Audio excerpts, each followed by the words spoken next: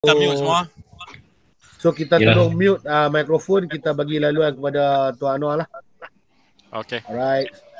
Okey, bismillahirrahmanirrahim. Assalamualaikum warahmatullahi wabarakatuh. Terima kasih kepada kawan-kawan semua, driver semua, tuan-tuan dan perempuan, Tok Pek semua. Okey, perempuan lah. Tuan-tuan dan perempuan, kita ada lelaki dan perempuan malam ni. Jadi malam ni kalau officially-nya siri ketiga lah, tapi dia siri kedua hari tu kita tangguhkan pada hari ni. Sebab niat saya ni kalau boleh main sikit senang, kita nak bagi sekali, nanti senang, tak payah nak ulang-ulang. Tapi tak apa, bulang pun tak apa, kita tak kisah, saya tak kisah. Nanti kalau kata nak panggil lagi, kalau nak buat lagi pun tak ada masalah, no problem, janji kena time lah. Jadual pun agak pack kat sekarang ni. Okey, itulah sekali lagi saya nak ingatkan, kalau boleh, kalau nak record ni, sekali lagi ada part, saya kalau boleh nak share, bagi nampak sikit real dokumen, macam mana dokumen wasiat yang sebenarnya, macam mana dokumen hibah. Kalau dah kita masuk hibah lah, tapi nak sambung ke hibah ni lambat, agak makan masa juga. Kita try fokus wasiat pula ni.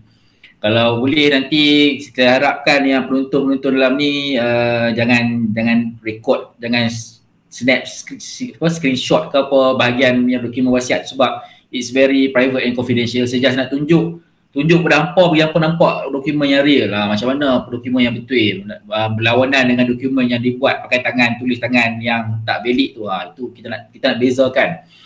Okey, so siri pertama itu kita recap balik. Okey, minta izin lah, bahasakan diri sebagai aku. Senang sikit, kita nak memudahkan secara tak formal lah, no? Minta izin lah. Okey, masa siri pertama dulu kita dah discuss tentang jenis-jenis harta. Kalau yang mana join itu, kita dah discuss tentang jenis harta alih, harta tak alih.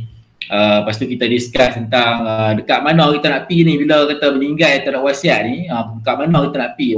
Kan kita selalu duduk dengar mana raya. Tapi sebenarnya organisasi yang terlibat tu adalah merujuk kepada jenis merujuk kepada amount harta tersebut. Okey, harta ada yang harta pusaka kecil, ada harta pusaka besar, ada harta pusaka ringkas. So dia melibatkan organisasi yang berlainan. Tapi tak apa, malam ni aku akan recap balik. Kita akan go through balik yang dokumen-dokumen yang masa siri satu, kok hampa dah lupa. Sambil-sambil lalu kita akan tengoklah. So mana saya nak share screen.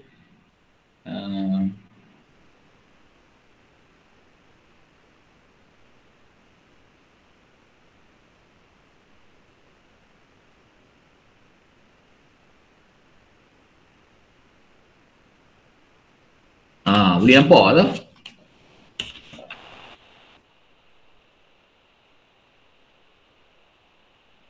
Boleh nampak tak semua? Boleh nampak. Okey, okey. So dalam masa aku buat lecture ni, aku buat penerangan ni, kalau macam biasalah, kalau hampa ada apa-apa soalan nak tanya, boleh interrupt, boleh terus tanya, jangan tunggu Q&A session. Kita memang tak ada Q&A session lah. Yang hampa terus tanya, tak ada masalah, terus tanya no? Okey, Ustaz.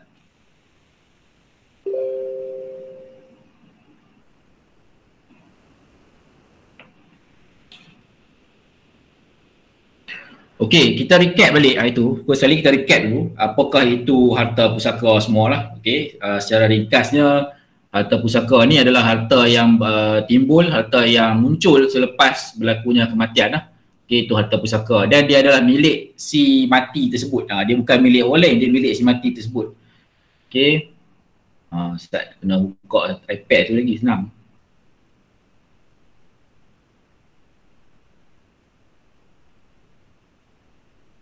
Alright, okay. So kenapa kita perlu merancang? Actually kita perlu merancang ni sebab kita nak aturkan perjalanan harta-harta kita ni. Okay, harta ni jangan assume kata kita tak ada harta. Kita semua ada harta. Bezanya kita ni dalam hutang ataupun cash, dan juga beza dia harta alih dan tak alih. Kita semua ada harta. Okay, so kita plan, kita nak kena merancang harta pusaka ni sebab tanpa perancangan benda ni dia takkan berjalan lancar. Dia bila takkan berjalan lancar ni maksudnya akan berlakulah paling famous pergaduhan lah antara adik-beradik, Dan akan berlakulah paling kita tak mau sekali harta tu tak boleh nak dijual, tak boleh nak diusahakan dan menyebabkan harta tu terbeku.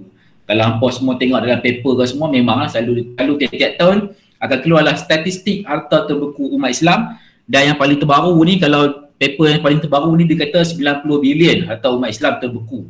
Orang pun terfikir, kenapa harta boleh terbeku? Macam mana boleh terbeku? Terbeku tu maksud dia sebab harta tersebut tak boleh nak dipindah bilik, tak boleh nak diusahakan sebab tidak ada kesefahaman antara waris-waris yang terlibat lah. Okay.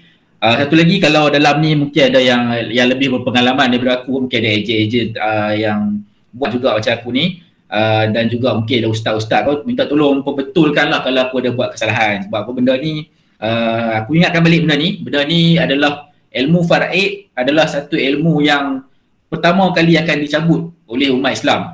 Ni Nabi kata umat Islam, Nabi kata ilmu faraid ni ilmu yang pertama akan dicabut.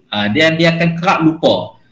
Jadi terima kasihlah kepada Ga sebab buat siri ni, sebab untuk meremindkan kita semua. Dan aku harapkan lepas ni hampa tolonglah share sikit lah aku ada ilmu yang bermanfaat dalam ni. Share lah kepada kawan-kawan ke siapa-siapa ke agar ilmu dia terus berterusan, dia tak mati. Okay, so apa itu harta pusaka dah tahu dah. Harta pusaka adalah bilik kepunyaan si mati. Lepas dia mati boleh jadi harta pusaka. Okay, so dia ada dua jenis. Kita recap balik secara ringkas, harta alih dan juga harta tak alih. Okay, yang paling ingat je harta alih tu macam mana? Harta alih tu macam wang tunai, KWSP, wang insurans, kenderaan, perabot rumah, pakaian semua yang boleh bergerak, itulah harta alih. Harta tak alih pula adalah seperti rumah, tanah, semua-semua itulah yang mana unmovable property lah, yang tak boleh bergerak. Okay, macam dalam contoh ni lah. Okay, ada dua je, harta alih, harta tak alih. Okay, and then kita tengok kepada ke mana institusi ataupun apakah institusi yang terlibat dalam pengurusan harta pusaka ni, macam diterangkan dalam sesi 1 itu. Okay, kalau melibatkan harta alih sahaja ataupun harta yang movable ni, wang tunai ke KWSP ke yang tidak melebihi RM600,000, kita akan ke amanah raya. Okay, harta alih saja. Okay, ini bila melibatkan kematian yang tak berwasiat. Kematian yang tak berwasiat, kena pergi sini ya. Okay, pusaka kecil. Okay, pusaka kecil melibatkan harta tak alih. Okay, harta tak alih tidak lebih 2 juta. Okay, unit pembagian pusaka kecil. Okay, pusaka besar ataupun pusaka biasa, harta alih melebihi RM600,000, okay, dan harta tak alih melebihi 2 juta, kena pergi ke mahkamah.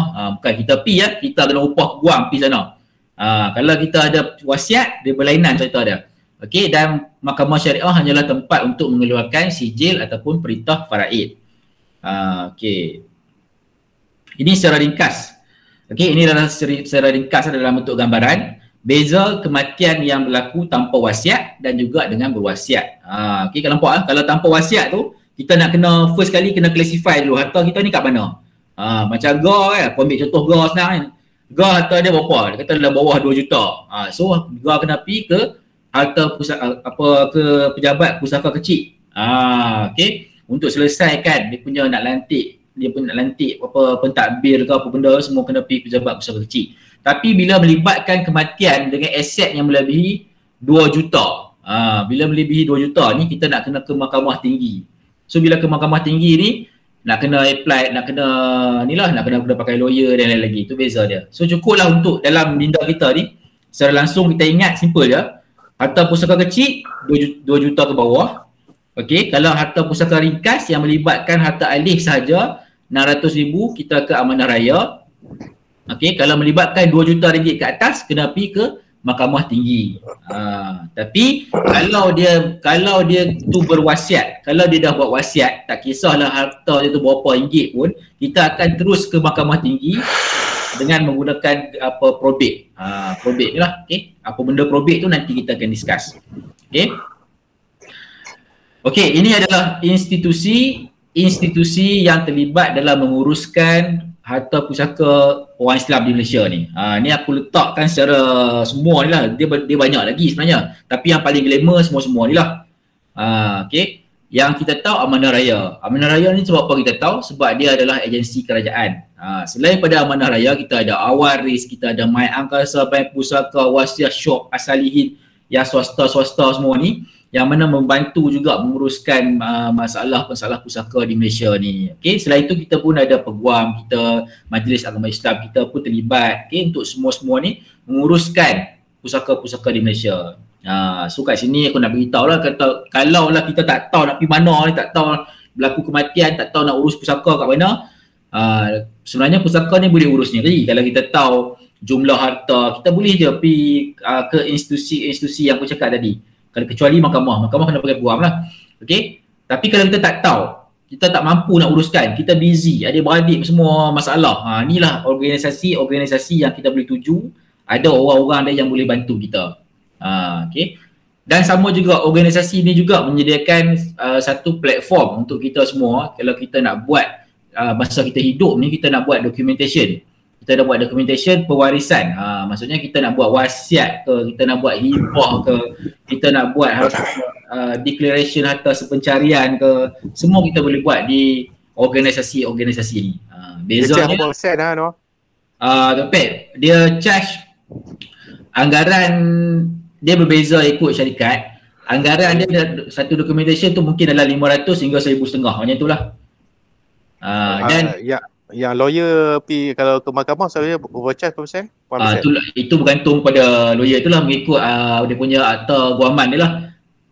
Tapi kalau ikut akta probate dia akan boleh charge 1 hingga 5% kalau ikut akta probate lah. Tapi kalau syarikat lain yang aku boleh bagi tahu ni, dia orang documentation dia orang satu dokumen maybe dalam 500 hingga 1,500. Itu documentation sahaja, tak termasuk dengan kos-kos third party lain. Contoh dia macam perpindahan rumah nak tukar nama hak milik, stamping semua tu memang itu kena waris tanggung. LHDN semua kan, itu bukan di luar, itu di luar kawalan syarikat-syarikat ni lah. Memang kita di Malaysia ni kita terlibat lah, nak stamping ke, nak transfer fee ke di pejabat tanah, itu semua waris-waris kena standby lah. Okay. Dan syarikat di Malaysia ni dia hanya sediakan documentation dan dia hanya bertindak sebagai wasi ataupun bertindak sebagai pentadbir harta tersebut. Yang apa ni charge lain tu memang tak dapat dielakkan. Sama juga kalau kita pakai peguam pun sama. Okay, beza antara peguam dengan syarikat, peguam ni peguam lah. Kalau peguam meninggal, fikir-fikirkan lah. Tapi kalau syarikat amanah, syarikat yang dilantik dan diwujudkan dalam akta syarikat amanah, dia tak ada benda-benda ni. Kalau meninggal kawan ni, kalau meninggal ke apa, syarikat kita tak ada. Tapi kalau peguam meninggal, kena fikir-fikirkan lah nak buat macam mana, bayar sikit lah. Okay. Jadi malam ni kita nak fokus bab wasiat. Walaupun bab ni telah diterangkan sedikit sebanyak pada siri 1 dan siri 2. Siri 2 tak ramai tu. Malam ni alhamdulillah, malam ni orang tau, macam ramai kan. So kita nak go into wasiat ni secara maybe agak ekstensif sikit, nak tengok apa benda wasiat sebenarnya. Sebab sebelum ni kalau kita dengar wasiat ni, sebut je wasiat, mungkin kita tahu wasiat ni tak ada benda lain lah, bab kita nak bagi harta. Okay, dan mungkin yang dalam ni pun dah masih teringat lagi hari tu apa benda wasiat, aku dah beritahu. So wasiat ni bukan hanya sekadar pembahagian harta. In fact, wasiat ni sebenarnya pembahagian harta tu hanya berlaku selepas beberapa elemen-elemen lain tu telah ditunaikan. Kalau ada balance, kalau ada baki, barulah nak bahagi harta tu tersebut. Sama ada secara faraid ataupun secara kemufakatan waris. Apa benda faraid tu? Apa cuba explain sikit kat aku tu, apa benda yang apa tahu dengan faraid? Siapa tahu? Faraid, apa dia dengar kan? Faraid, kalau orang kampung dia sebut ni apa? Faraid kan, orang kampung sebut faraid, P tu faraid, kita sebut faraid lah. Apa benda faraid ni? Cuba kita share sikit dekat apa yang tahu kan. Aku tak mau jawab sebab aku dah tahu dah. Yang mana yang tahu tu cuba share sikit.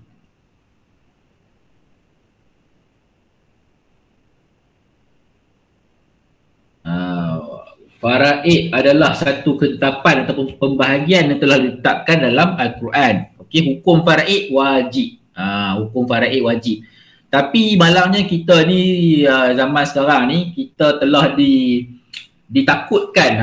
Kita ni telah ditakutkan oleh macam-macam lah dalam Facebook ke, dalam berita ke apa benda yang seolah-olah mengatakan faraid ni teruk sangat. Ditulis itu faraid ni menyebabkan apa, waris-waris bergaduh lah, faraid ni menyebabkan perbahagian yang tak seimbang antara lelaki dan perempuan. Contoh senang je, lelaki dapat 2, perempuan dapat 1. Dapat ni pembahagian, tak dapat bini. Lelaki dia akan dapat 2 bahagian lebih pada perempuan. Okey. Kalau isteri seorang 1/8, isteri 2 orang 1/16, isteri 3 orang 1/32, isteri 1/24, isteri 4 orang 1/32. So pembahagian tu dia makin mengecil. Jadi orang mengatakan dalam Facebook kan, faraid, kita kena elak faraid, kita kena ambil hibah. Orang dah sebut hibah, tapi orang tak faham apa benda hibah tu sebenarnya. Yang sedangkan dipromotkan dalam Facebook semua tu adalah hibah takaful ataupun pampasan takaful. Jadi kita kena tahu dulu, faraid tu adalah pembahagian dalam Al-Quran yang Tuhan sebut dalam surah An-Nisa semua tu. Aku bukan ustaz kan, tapi aku ingat sikit je lah. Laki dapat berapa, perempuan dapat berapa, semua tu wajib dibuat, wajib difahami. Okey, atas sebab faraid tu ada, dalam tu ada nilai untuk wujudkan ikatan silaturahim, ada nilai untuk hak tanggungjawab lain-lain. Okey, dan dalam menyelesaikan faraid kita ada satu kaedah permuafakatan ataupun konsep takharuj. Takharuj ni maksud dia para waris faraid ni setelah mengetahui hak faraid masing-masing bersetuju melepaskan hak tu untuk waris-waris yang terlibat. Okey, ini yang macam kita dah discuss hari tu lah. Okey, katalah satu family ni dia ada anak perempuan saja. Bila si suami meninggal, harta tu jatuh kepada adik-beradik suami yang lain.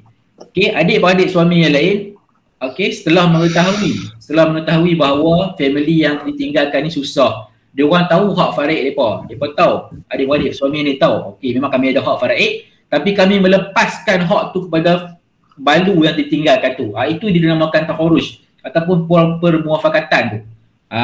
Itu yang kita nak orang faham. Depa kena faham dulu apa hak faraid, nilai faraid, baru depa boleh lepas. Tapi zaman sekarang ni dah berubah. Zaman sekarang ni orang hanya tahu laki dia mati, aku adik-beradik laki dia, aku ada hak ni, ambil hak tu blok. Itu masalah orang kita. Sebab dia tak faham nilai sebalik apa hukum Tuhan tu. Itu masalah dia. Okey, so malam ni kita bukan nak discuss detail sebab bahagian-bahagian faraid ni, sebab satu sebab masa memang tak cukup, satu lagi sebab calculation dia memang agak complicated juga. Tapi aku akan beritahu sikit lah nanti kalau sempat cara-cara mudah untuk tahu. Okey, malam ni kita nak tengok wasiat saja kalau boleh, kalau sempat wasiat. Okey, wasiat ni adalah secara bahasa simpelnya adalah satu ikrar ataupun satu pesanan yang dibuat oleh pewasiat sebelum dia mati, meninggal. Okey, dia kena hidup dulu buat wasiat baru dia meninggal, jadilah wasiat ni. Okey, so apakah hukum wasiat? Nak tengok apa benda hukum wasiat ni. Ada orang kata haram, ada orang kata makruh, ada orang kata sunat, macam-macam lagi lah. Okey, hukum asal dia wajib lah. Hukum asal dia wajib. Kita boleh tengok dalam surah Al-Baqarah. Okey, selepas turunnya ayat-ayat Al-Mawaris, ayat-ayat yang berkaitan dengan pewarisan harta tu, hukum dia tu dah berubah ikut keadaan.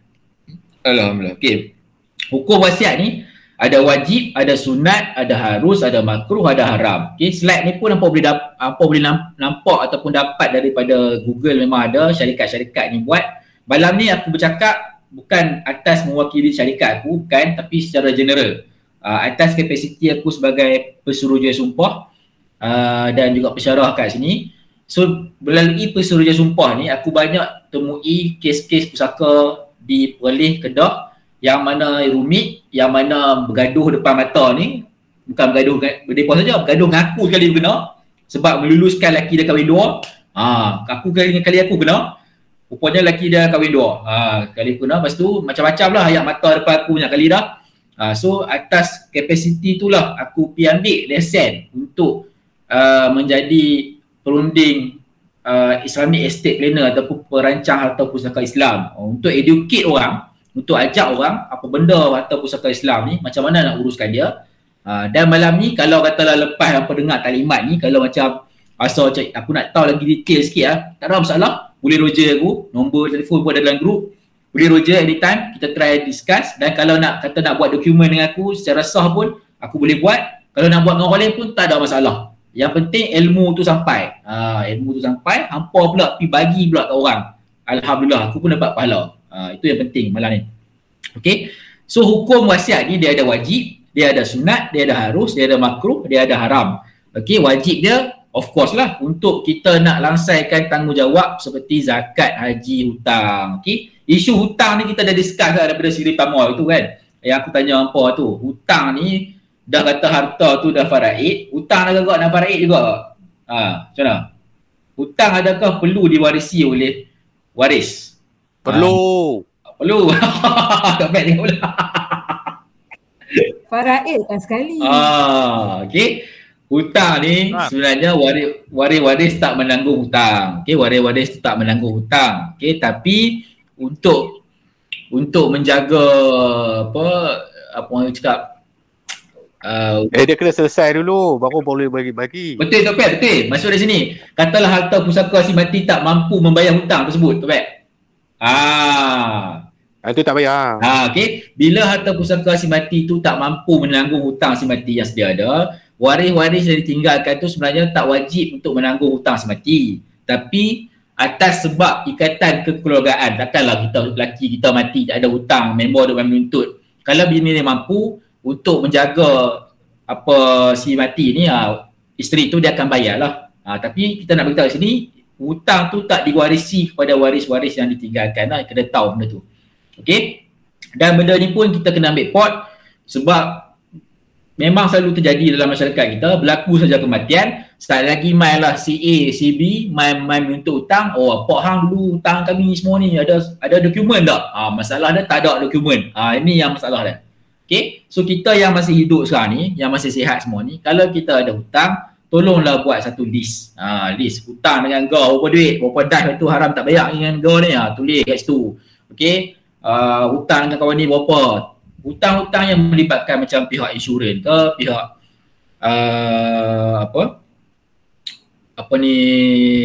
bank ke yang telah diinsurankan tu tak apa, tak salah. Ni hutang yang kita nak cakap dengan personal, orang personal.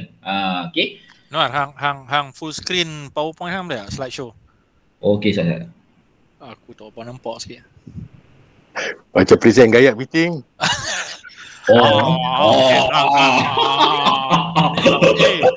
Alright. Ini aku patut pakai blazer lah ni. Aku patut pakai blazer lah ni. Okey. Lepas tu kita tengok pula sunat. Okey, berwasiat untuk kaum kerabat yang memerlukan sedangkan mereka bukan waris faraid untuk fakir miskin atau amal jariah. Okey, dia ada harus hukum dia ada makruh dan dia ada haram. Haram ni senang je, jangan wasiat benda pelik-pelik lah. Kalau aku mati, bakarkan jenazah aku. Tu pelik lah, tu haram lah apa dia punya hukum. Okey. So kita kena tahu dia punya basic dia. Okey. Next kita tengok pula kepada permasalahan wasiat kepada waris.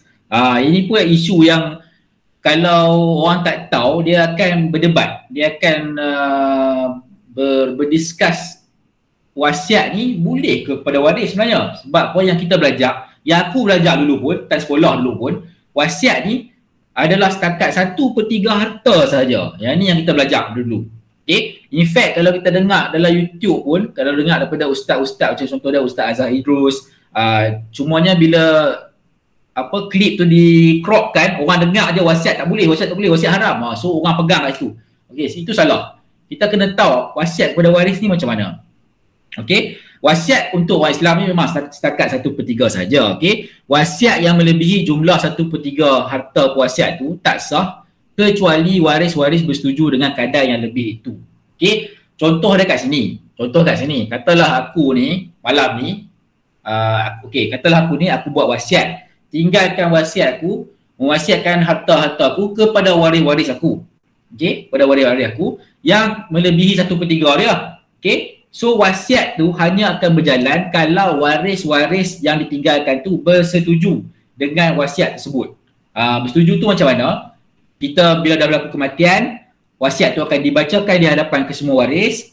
Katalah 5 orang waris, katalah 2 orang waris bersetuju, 2 orang waris membangkang wasiat tu. Bangkang apa? Bangkang cara pembahagian tu. 2 orang ni kata nak faraid, kami tak mau ikut wasiat, kami nak faraid.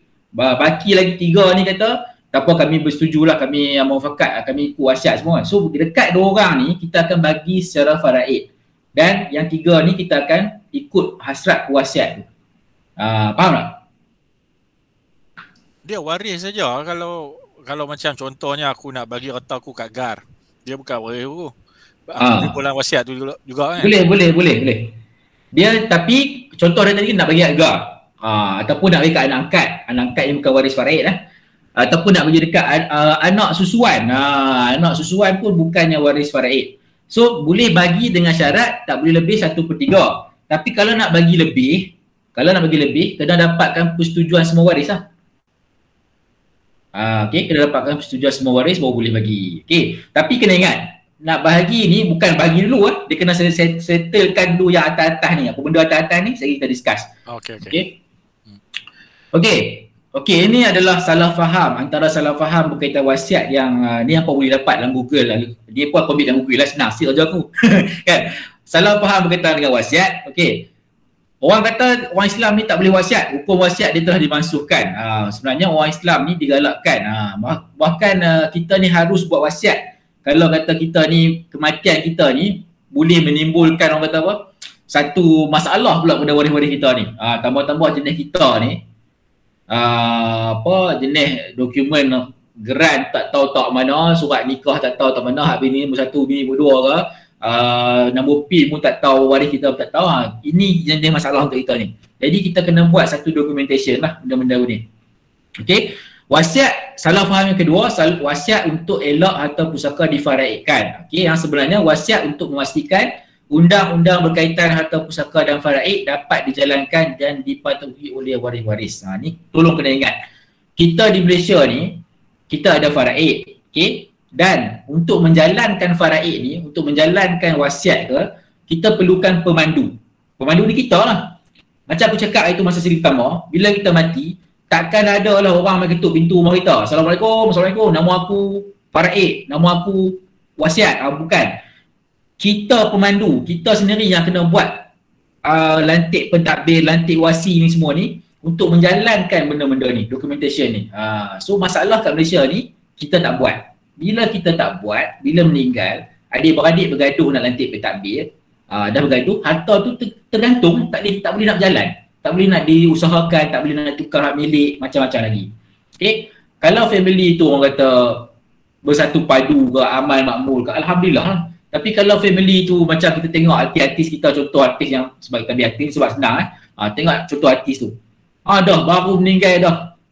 Apa bergaduh, dindong-dindong semua. Macam mana anak bini nak makan, macam mana family yang ditinggalkan tu macam mana. Harta tu tak boleh nak diusahakan sebab kita tak jadi pemandu dia. Kita tak melantik pemandu dia. Itu masalah dia. Sulaiman Akhlakan. Sulaiman Akhlakan. Kena tengok topik lah cerita tu apa? 3 Abdul.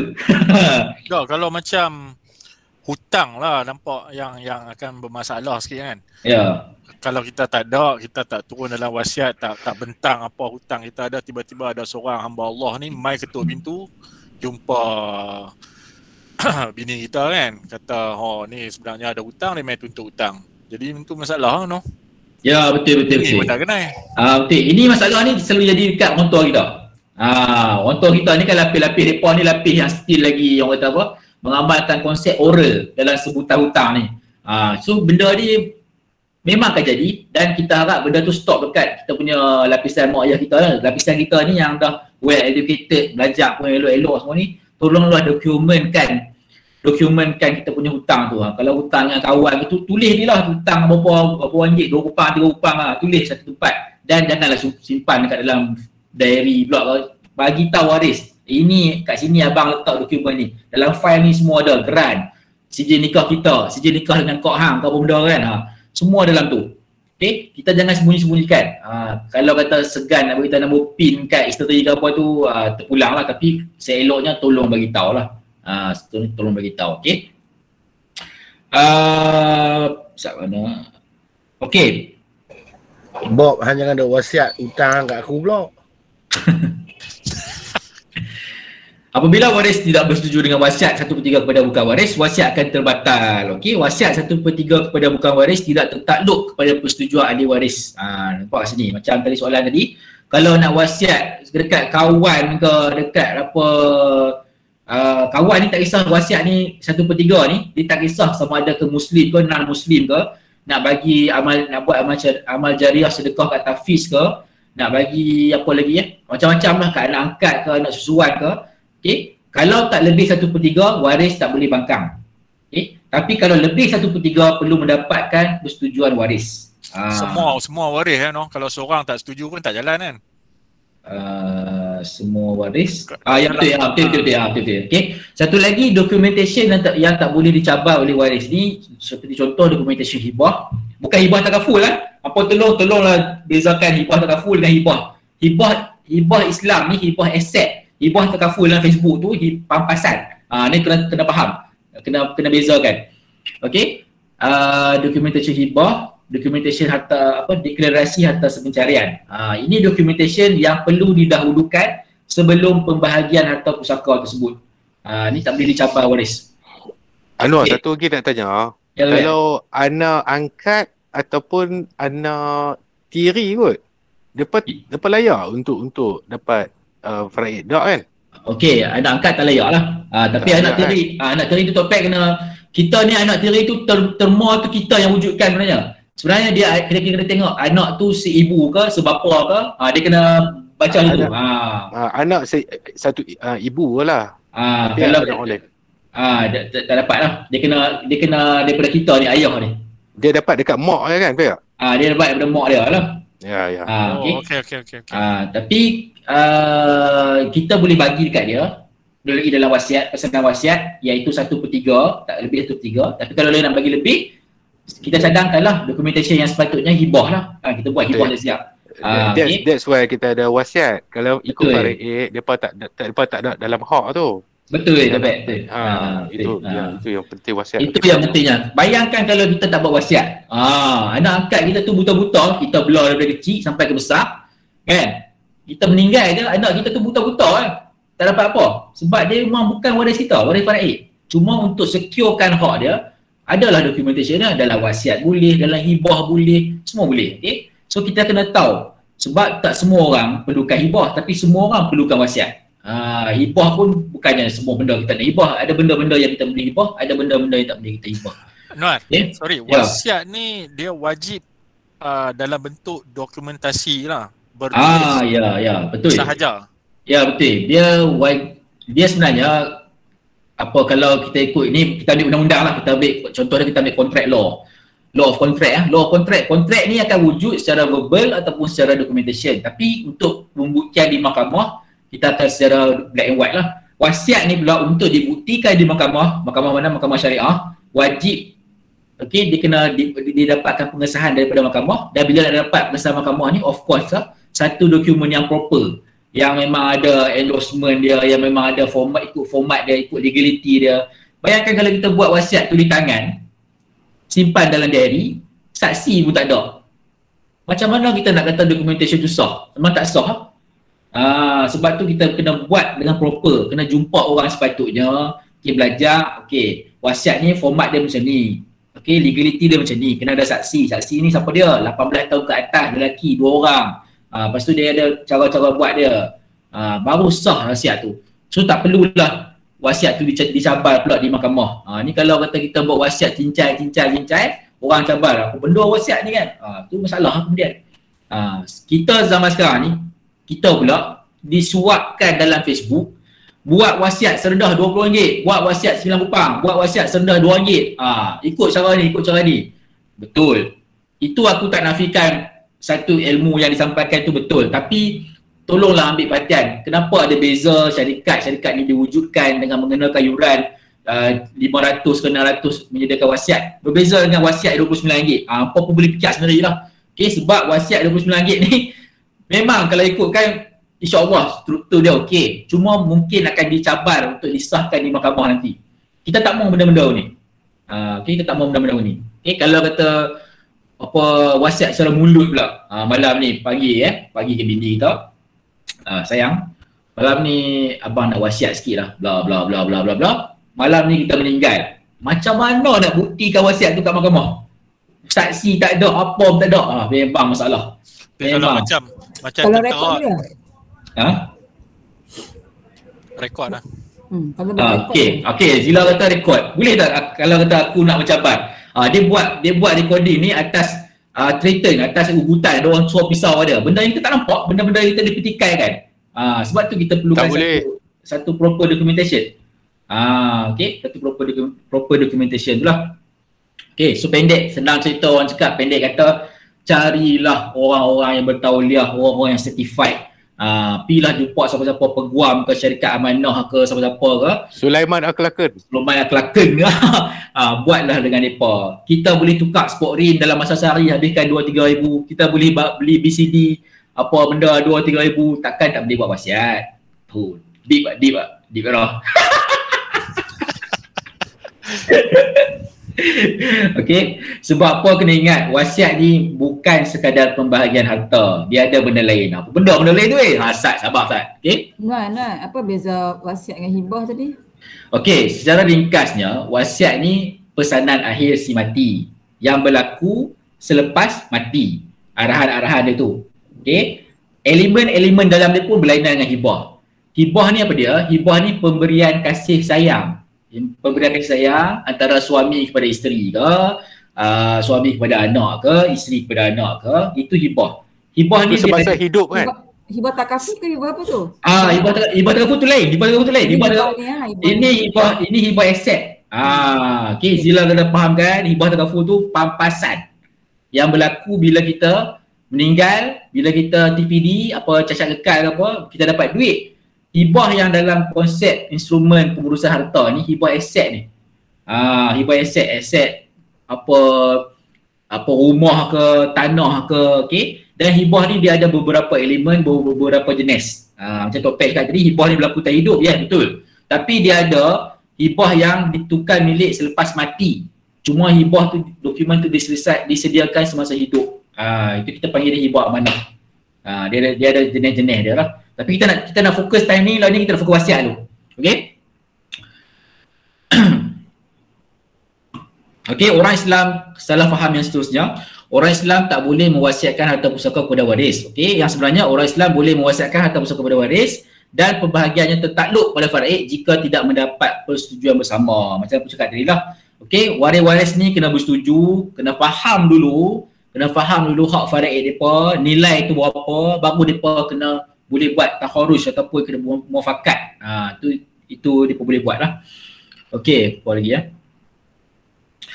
Ni nombor 7 ni. Wasiat adalah semata-mata untuk menyatakan pembahagian harta pusaka. Okey, yang sebenarnya wasiat ni untuk melantik wasi.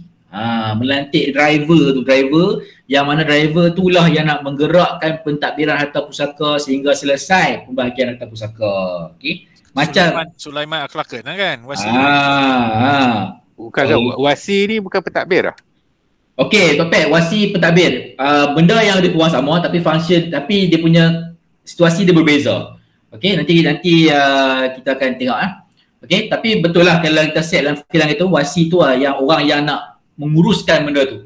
Kan bila kalau kita ingat, kalau pernah berlaku dalam kematian dalam keluarga, kita ada kita mesyuarat dengan adik-adik kita, abang jadi pentadbir lah, abang pergi uruskan pusaka je lah, kami ikut apa arahan seterusnya, kami ikut. Mungkin ada yang ada berpengalaman.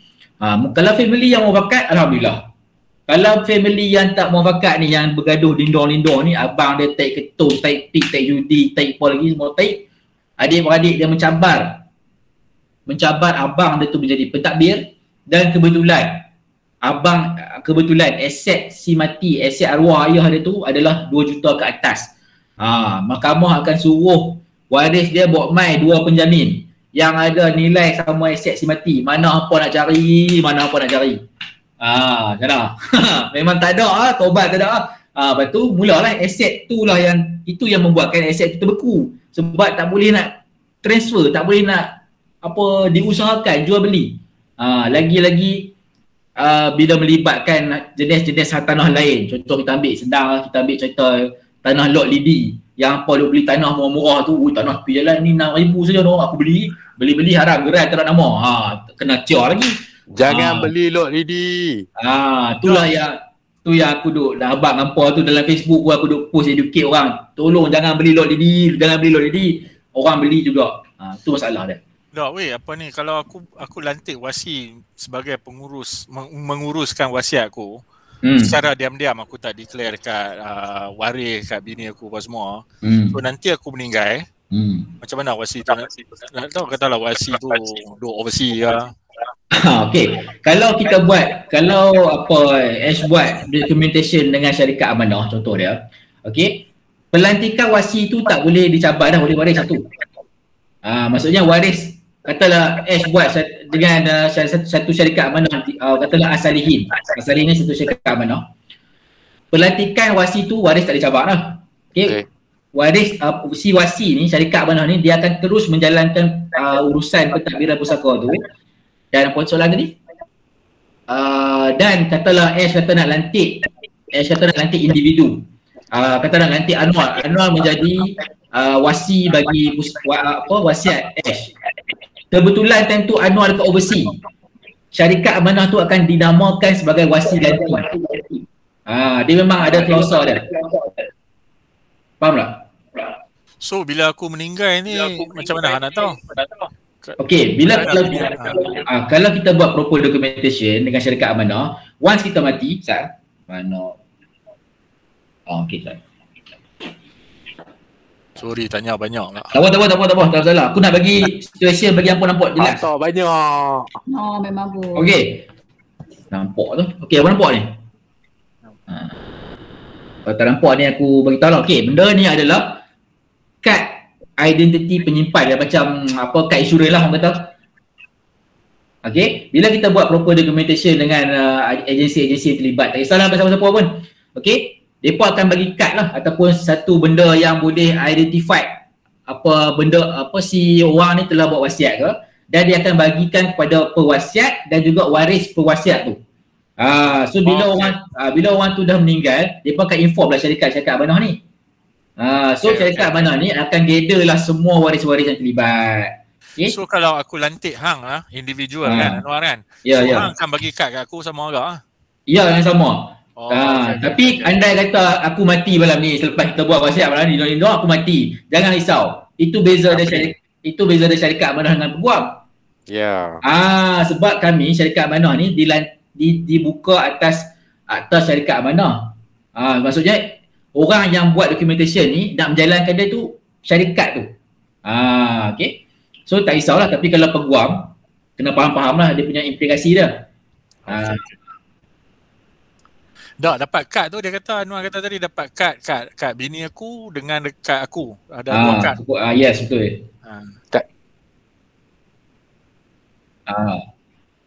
Selepas beberapa ketika selepas selesai documentation semua, dia akan bagi kad lah.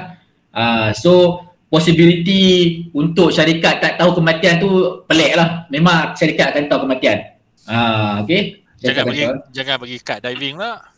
Bagi kad diving tak ada apa. Sebab apa waris macam mana pun waris akan kontak, sebab untuk mengeluarkan memindahkan aset mati tu memerlukan satu organisasi lah, satu orang lah yang buat tu. Sudah kita buat dengan syarikat ni, kita kena let know, kita kena bagi tahu. Itu dia punya soalan ni yang telah ditanyakan last 2 week lah. Okay. Dan betul soalan ni, memang jadi tambah-tambah time COVID ni, malam ni lelaki mati, esok isteri mati. So dia jadi kematian berlapis.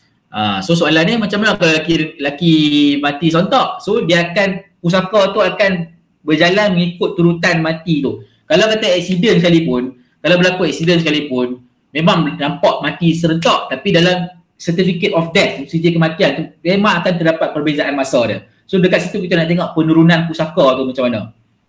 Dia masalah dia kalau dia mati tu, orang kata apa, tanpa meninggalkan apa-apa persediaan. Itu masalah dia lah.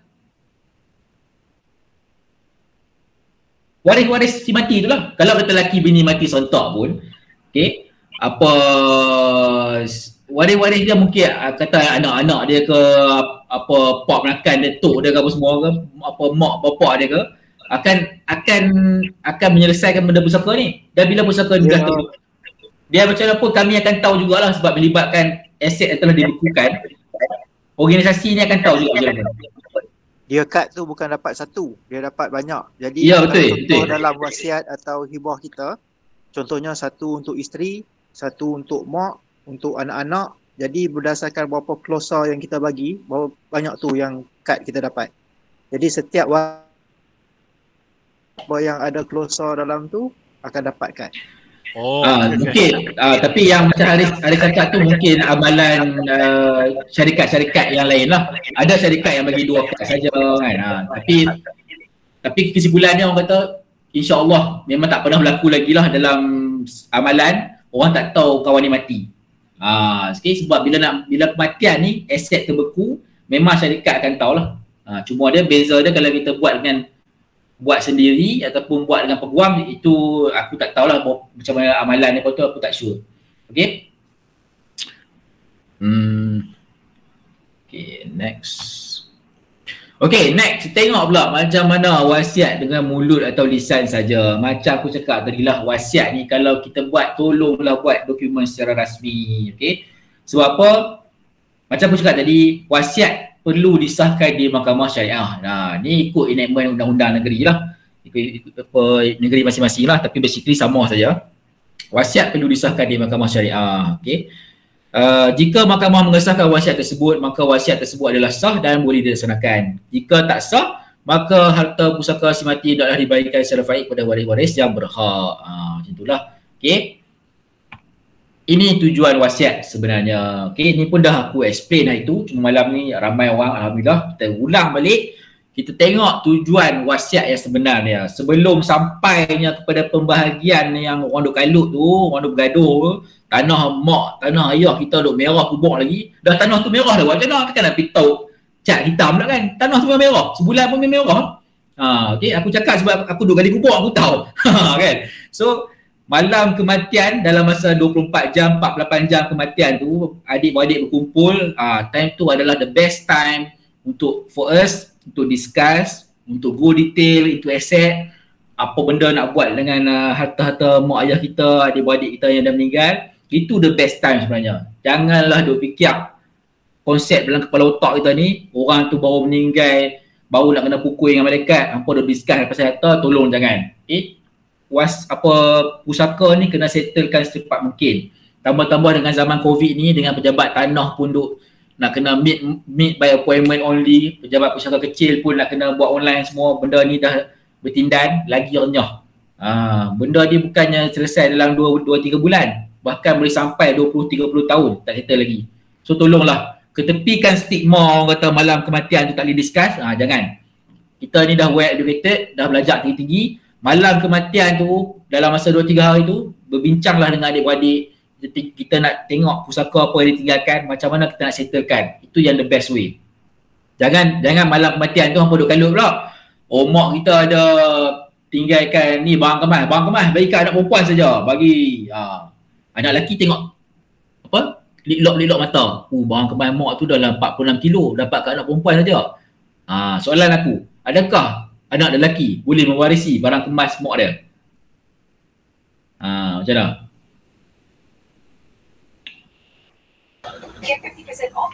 Boleh ke awak? Tak boleh pula. Aku tanya, boleh tak boleh? Boleh kot. Kan? Nilai. Okay, barang kemas, set golf bapak, apa semua benda lah yang menjadi pusaka tu adalah milik anak-anak ni. Macam mana apa nak settle tu kemudian. Yang penting anak-anak tahu mereka semua ada hak ke atas benda-benda ni. Cuma kita ni, salah faham kita ni, barang kemas ni beri kat anak perempuannya. Anak lelaki ni macam bodoh-bodoh, tak tahu apa. Padahal anak lelaki ada hak kat atas benda tu. Cuma bila anak lelaki tahu hak tu, barang kemas tu berapa ringgit, hak dia berapa ringgit, anak lelaki kata tak apalah kak, aku sebagai adik, aku tahu nilai faraid tu berapa, tapi aku lepaskan hak tu kepada hang. Itu nama dia konsep muafakat. Itu yang betul. Yang tak betul dia bagi set golf bagi kat adik hang. Ni motor Ducati apa hang bagi kat abang hang. Itu semua salah. Bukan benda-benda yang berharga saja lah. I mean macam pakaian dia ke apa. Ya betul. Betul. Semua benda. Kena lobby awal-awal. Abang kat mak barang emas bagi kat cucu. Verbal tak kira. Dah, verbal ni Zila bukan tak kira. Verbal ni isu dia akan boleh dipertikaikan. Kita kan duk bagi selalunya mak lah. Mak lebih barang kemas kat anak ni kan. Mak kata lafaz mak tu, pemberian mak tu, mak hadiahkan barang kemas ni kat hang. Kalau boleh tu, kalau ni aku punya cadangan lah. Kalau boleh biarlah satu, at least satu tulisan yang simple saja yang mengesahkan mak bagi barang kemas tu. Takut dipertikaikan waris-waris lain ni. Itu masalah dia. Okay.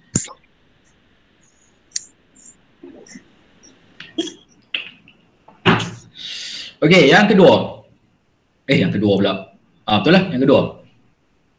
Selepas kita lantik wasi, kita lantik pentadbir tu, ini yang aku cakap dalam siri pertama lagi, ini orang perempuan kena ambil pot.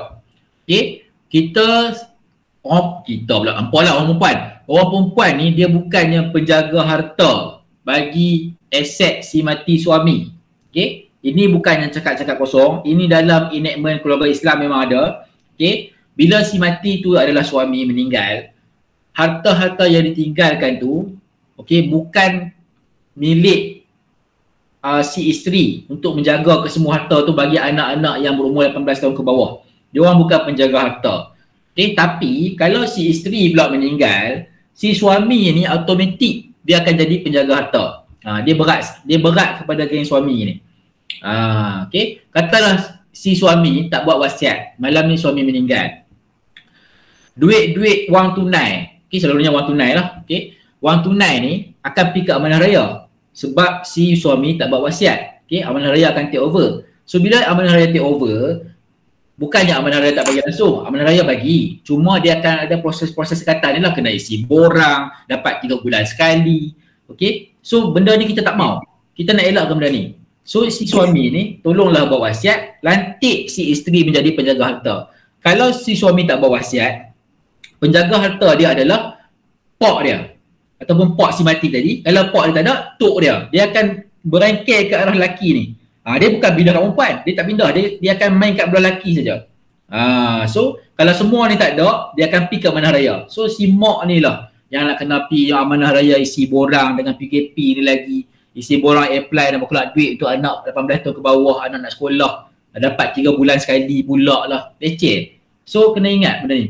Kalau si suami, tolong lantik isteri menjadi penjaga harta dalam wasiat. Kalau tak ada wasiat, tak boleh buat. Okay. Dalam EPF tu yang ada nominis tu, yang tu macam apa wasiat juga? Bukan, itu penama. Penama tau. Penama tu dia bukannya dapat tu. Bukan, apa ni, penama ni dia hanya duit tu dibagi kepada dia untuk dibahagikan ikut faraid.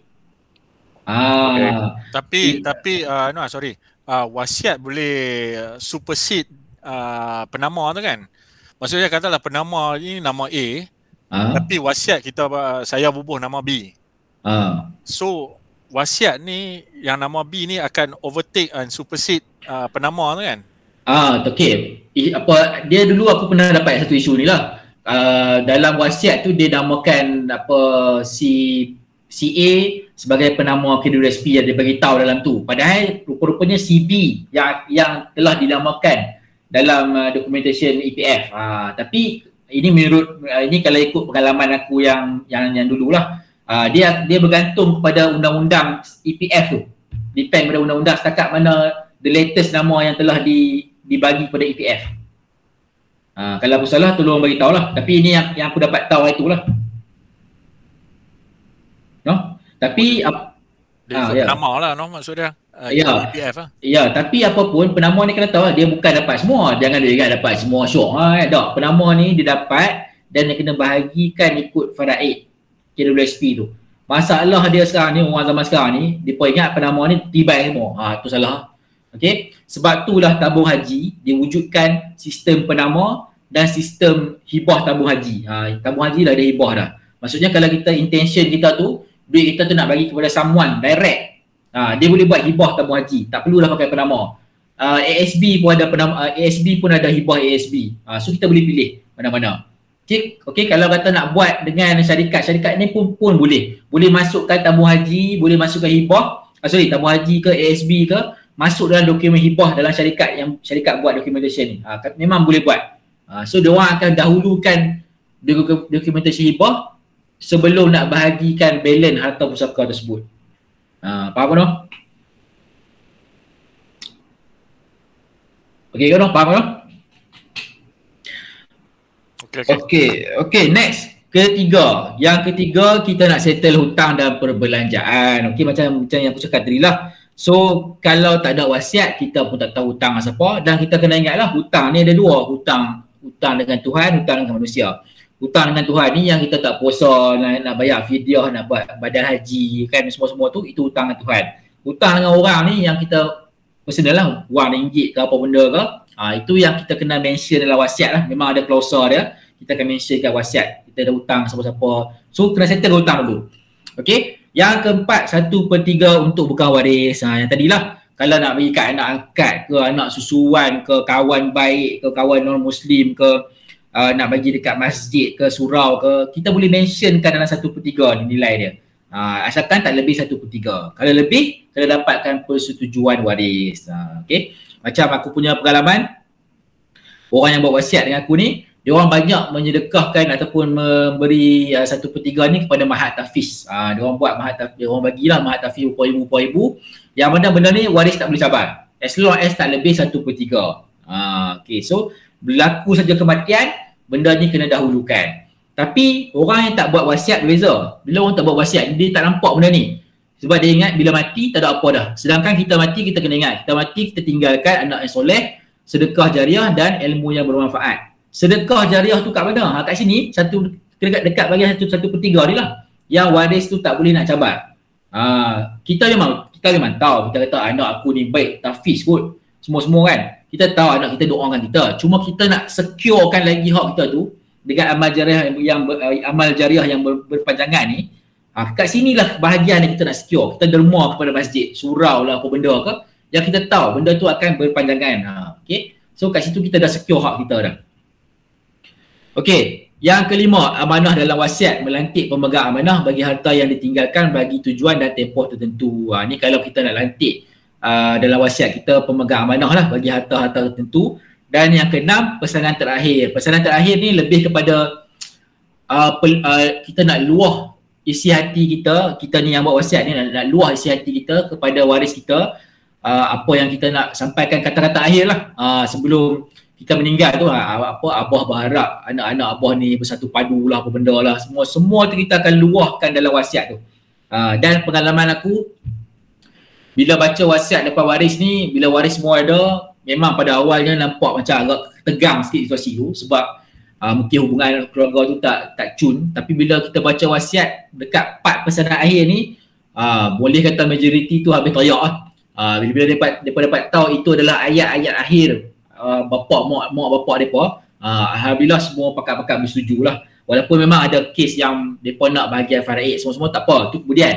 Yang penting hasrat wasiat tu semua orang tahu. Bayangkan kalau malam ni kita mati tak ada wasiat, apakah kata-kata akhir yang anak-anak kita ke isteri kita nak tahu? Yang isteri kita mungkin tahu semalam lelaki aku cakap I love you sebelum tidur. Itu macam aku cakap bini aku I love you too, tidur. Esok mati, lelaki aku mati dah. Itu je. Apa hang punya advice lah, nasihat kan untuk mengelakkan situasi perbalahan ni? Itulah, nak advice pun aku pun kadang-kadang bergaduh dengan adik tu.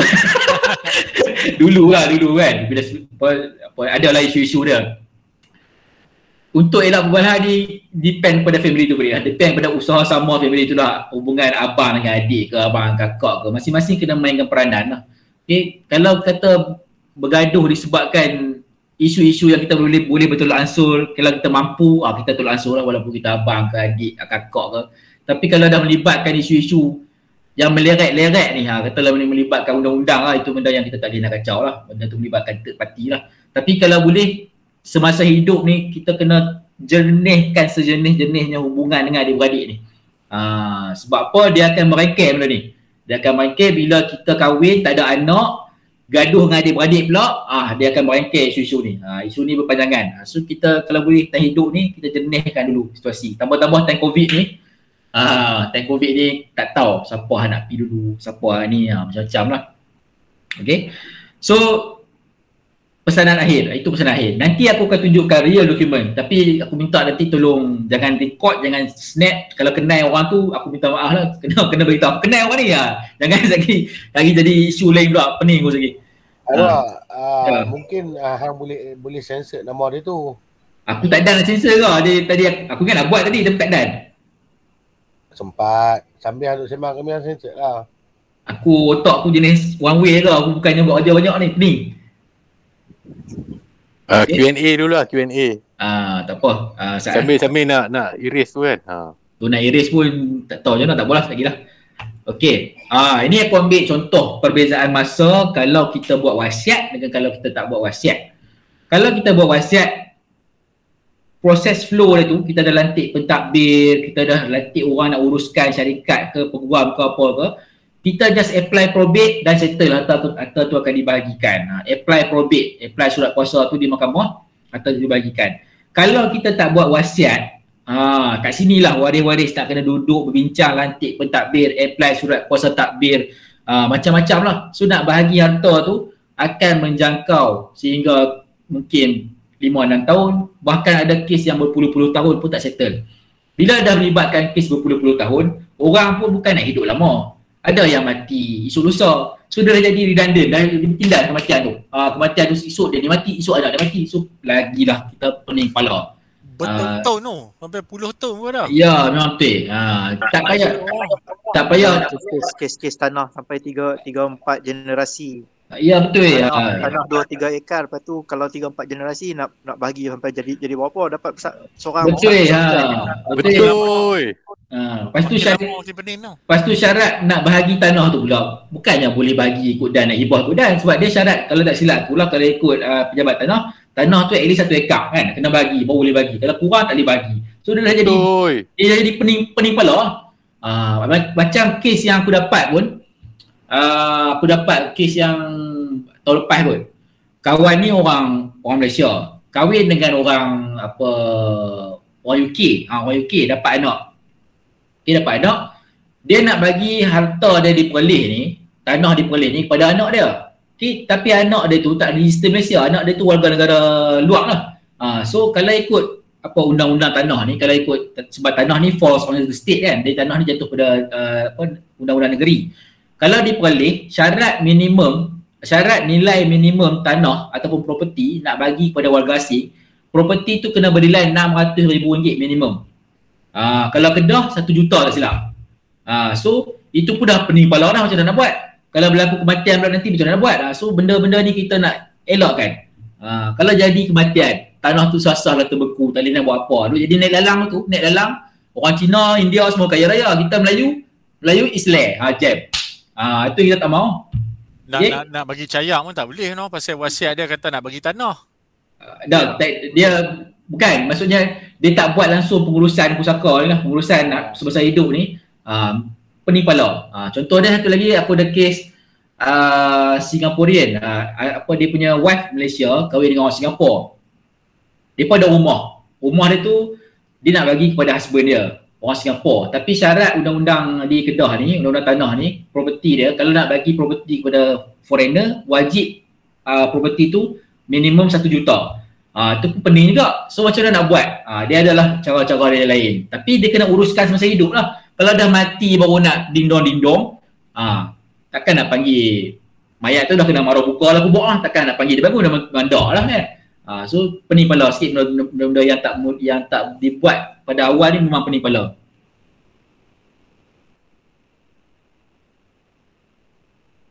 Okey, bila ada wasiat, memang wasiat tu tak boleh nak selesaikan, tapi arahan dalam wasiat tu ataupun pesanan dalam wasiat tu boleh membantu menyelesaikan. Yes, yang tu poin aku tadi. Contoh dia, contoh dia, katalah dia niat nak bagi rumah tu pada husband dia, tapi husband dia tak layak memiliki sebab foreigner, dan property tu bernilai tak sampai 1 juta. Tapi hasrat dia tu dia lafazkan dalam pesanan akhir dia. Dia beritahu rumah ni sebenarnya sekian-sekian adalah sumbangan daripada suami sekian. Tapi undang-undang Malaysia tak membenarkan suami memiliki. So dengan pesanan dia untuk waris dia memberi pampasan ke apa benda, at least suami dia tu ada hak kat situ. Faham tak? Faham tak? Faham no? Faham. Sorry. Maksud dia kena liquidate ke? Kau macam mana? Kalau perlu liquidate, kita kena liquidate, Tok Pat. Tapi kena ada dalam wasiat tu lah kan, betul tak? Tapi kena terang lah kan? Ya, kena terang lah, sebab kalau kita tak terang, orang tak tahu kata rumah tu adalah hasil usaha sama. Okay? Ini dia akan masuk kepada harta pencarian ni, tapi harta pencarian ni benda panjang lah nak explain. Kita explain, kita nak bagi tahu kepada waris kita bahawa sesuatu properti tu disebabkan kawan ni warga asli, kita nak beritahu wasiat sebenarnya macam ni. So at least waris tu tahu benda tu. Faham tak? Kalau kita tak buat wasiat, kita tak tahu, waris kita tak tahu, orang duk assume kata, lelaki ni tak buat apa pun, walaupun lelaki tu berhak pada harta pencarian. Harta pencarian tu benda lain pula. InsyaAllah kalau sempat kita discuss lah. Okay? Okay, tadi Tok Pat tanya, wasi pentadbir ni apa beza dia? Ni, apa dia punya perbezaan dia. Okay? So pendek kata, wasi ni kita lantik semasa kita hidup dan tidak memerlukan persetujuan waris lain untuk mentadbir harta pusaka. Okay? Tapi pentadbir ni, kita adik-beradik duk bincang, kena mufakat, lantik seorang nak bergaduh tu semua, jadi kat sini lah. Ini masalah dia. Abang kata aku busy lah, apa benda lah bagai semua. Adik kata aku ni tak percaya kat abang semua. Kita lantik je wasi senang. Wasi ni syarikat amanah ke, ataupun peguam ke, ataupun mana-mana yang bertauliah ke, dia orang boleh uruskan semua tanpa persetujuan waris lain.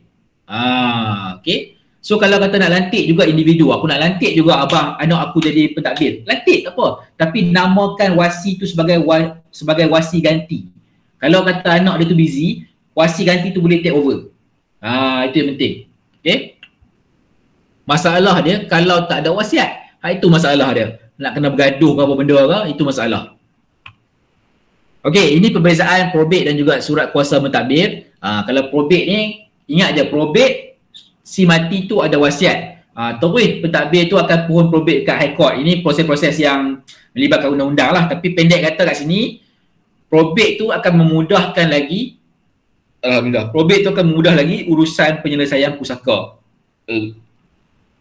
Okay.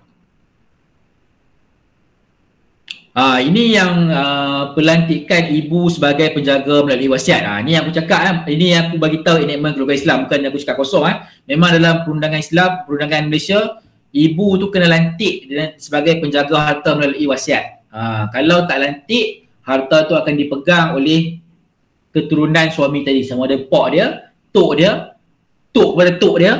Dia akan pindah macam tu. Kalau tak ada, akan jam kepada amanah raya. So pentingnya kat sini buat wasiat. Dalam klausa wasiat tu akan dimensionkan melantik si isteri menjadi penjaga harta. Okay. Ni dia punya turutan ya. Datuk sebelah bapa, datuk lelaki sebelah bapa, wasi kepada wasi bapa, wasi. Semua dia berat belah si suami tadi. Okay, orang yang berhak kepada penjagaan. Okay. Okay, apa tu? Tengok sat lah 10-20. Kalau ikut Ga promise dengan aku, Ga cakap sejam ke? Soalan banyak. Tak apa, tak ada masalah. Okay, sat lah. Okay, kalau ada beberapa soalan boleh interrupt. Tak ada masalah, sat aku nak try ni.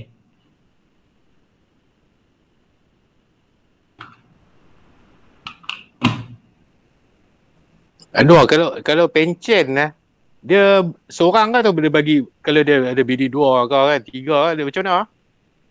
Bini tu declare. declare sah. Pencen ni sebab dia tertakluk kepada kita punya Harta pencen.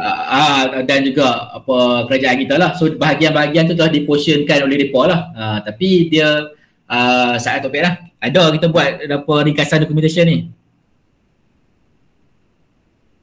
Dia masalah tu kita kahwin tak declare. Macam kita dulu yang ada banyak kes ni, kahwin tak declare, kahwin kat Siam lah.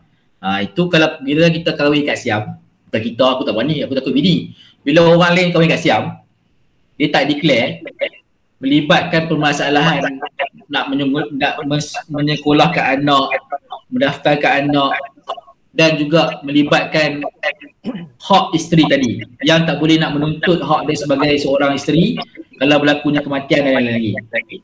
So kalau kata kita tahu kata kawan kita ni kahwin kat Siam ke, adik-beradik kat Siam ke, mana-mana pihak suami ataupun isteri boleh kontak gawai pejabat agama, beritahu berlaku pernikahan, melaporkan pernikahan tu untuk didaftarkan.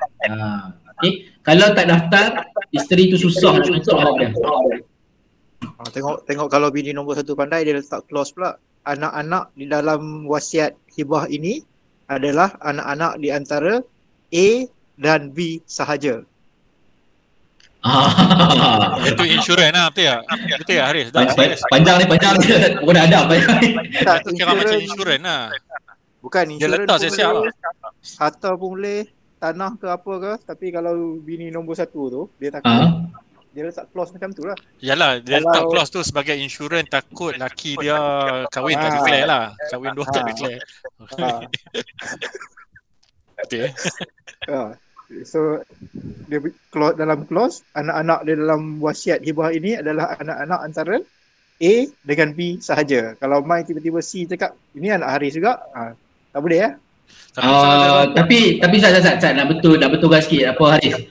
Maksudnya dalam wasiat tu dia bagi tahu wasiat ni untuk anak-anak isteri pertama saja kan, macam tu kan? Betul je. Bukan tak boleh ya. Kita macam ni. Bila berlaku satu-satu kematian, okey, semua waris faraid yang sah akan dikumpulkan. Okey, dekat sini dia akan ada satu isu lain. Isu dia adalah waris yang disembunyikan. Waris yang disembunyikan memang ada dalam kita punya kesalahan apa ni, memang ada. Yang mana pihak yang berhak pada faraid ini try untuk sembunyikan pihak yang berhak ke atas harta pusaka tadi tu. Memang ada. Okey, tapi kalau dalam pembacaan wasiat kita akan kenal pasti semua waris-waris yang terlibat. Okay?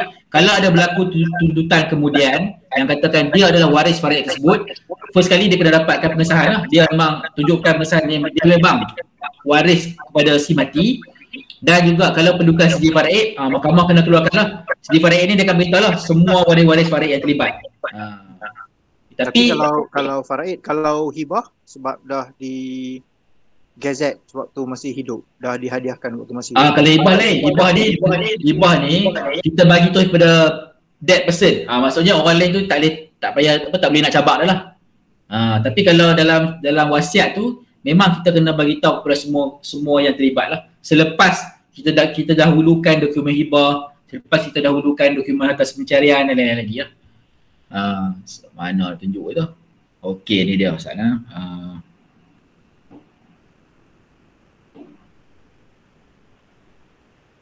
Berani kau kahwin 2 Haris? Tak mampu dari segi masa, bini garang. Takut. Ini aku buat satu checklist lah orang cakap. Ni aku buat sendiri ni. Kalau ada kesilapan semua, mungkin bahasa tak kena ke, bagi maafkanlah. Okey. Ini antara aset-aset yang nampak kan. Ini antara aset-aset yang normal, yang kebiasaan yang kita ada. Kita ada rumah, kita ada tanah, kereta, motor, barang kemas, KWSP. Okey, rumah tu, bab rumah pun satu hal lah. Kita kena tahu rumah kita ni di cover insurans macam mana, MRTA ke, MLTA ke, MRTT ke, apa benda ke. Kita kena tahu adakah insurans tu di cover sepenuhnya. Rumah pula ada pinjaman 100% satu owner, pinjaman half-half joint loan, ada yang pinjaman 100% tapi SMP 2 nama. Semua tu kita kena tahu sebab bila berlakunya kematian, proses pembahagian dia tu berbeza. Kita kena tahu semua ni. Macam Tok Pek tadi cakap tadi, pencen lah ni. Pencen pun ada, wang pencen ni macam mana. Okay. Stok. Saham syarikat. Okay. Okay. Tak nampak. Tak apa, forward lah. Ni aku tak copyright lagi sebenarnya ni. Aku plan nak buat macam e-book tapi tak copyright lagi.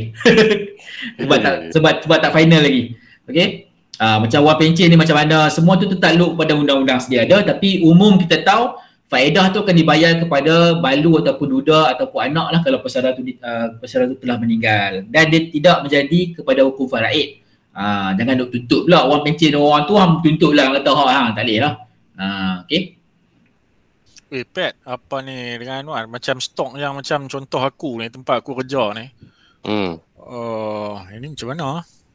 Dia bukan dalam kategori saham syarikat tu. Tu saham syarikat punya kategori yang hambur tu. Yang macam syarikat kita, betul tak? Kita own lah. Macam GAR kan, P44 AutoWorks, syarikat dia. Bukan, itu hamnya saham lah, hamnya share. Macam dalam contoh aku, syarikat tu bukan aku punya, tapi yalah. aku ada saham dalam syarikat tu. Saham tu termasuk sekali ni. Macam jatuh bawah investment. Yes. Investment lah. Dia saham ni pun apa yang apa bisnes apa pun lagi tahu pada aku lah. Cuma proses nak liquidate tu Bob, yang tu saja. Betul proses nak liquidate. Pandai Bob kata P44 tu aku punya. Aku mana ada apa P44. Tak contoh.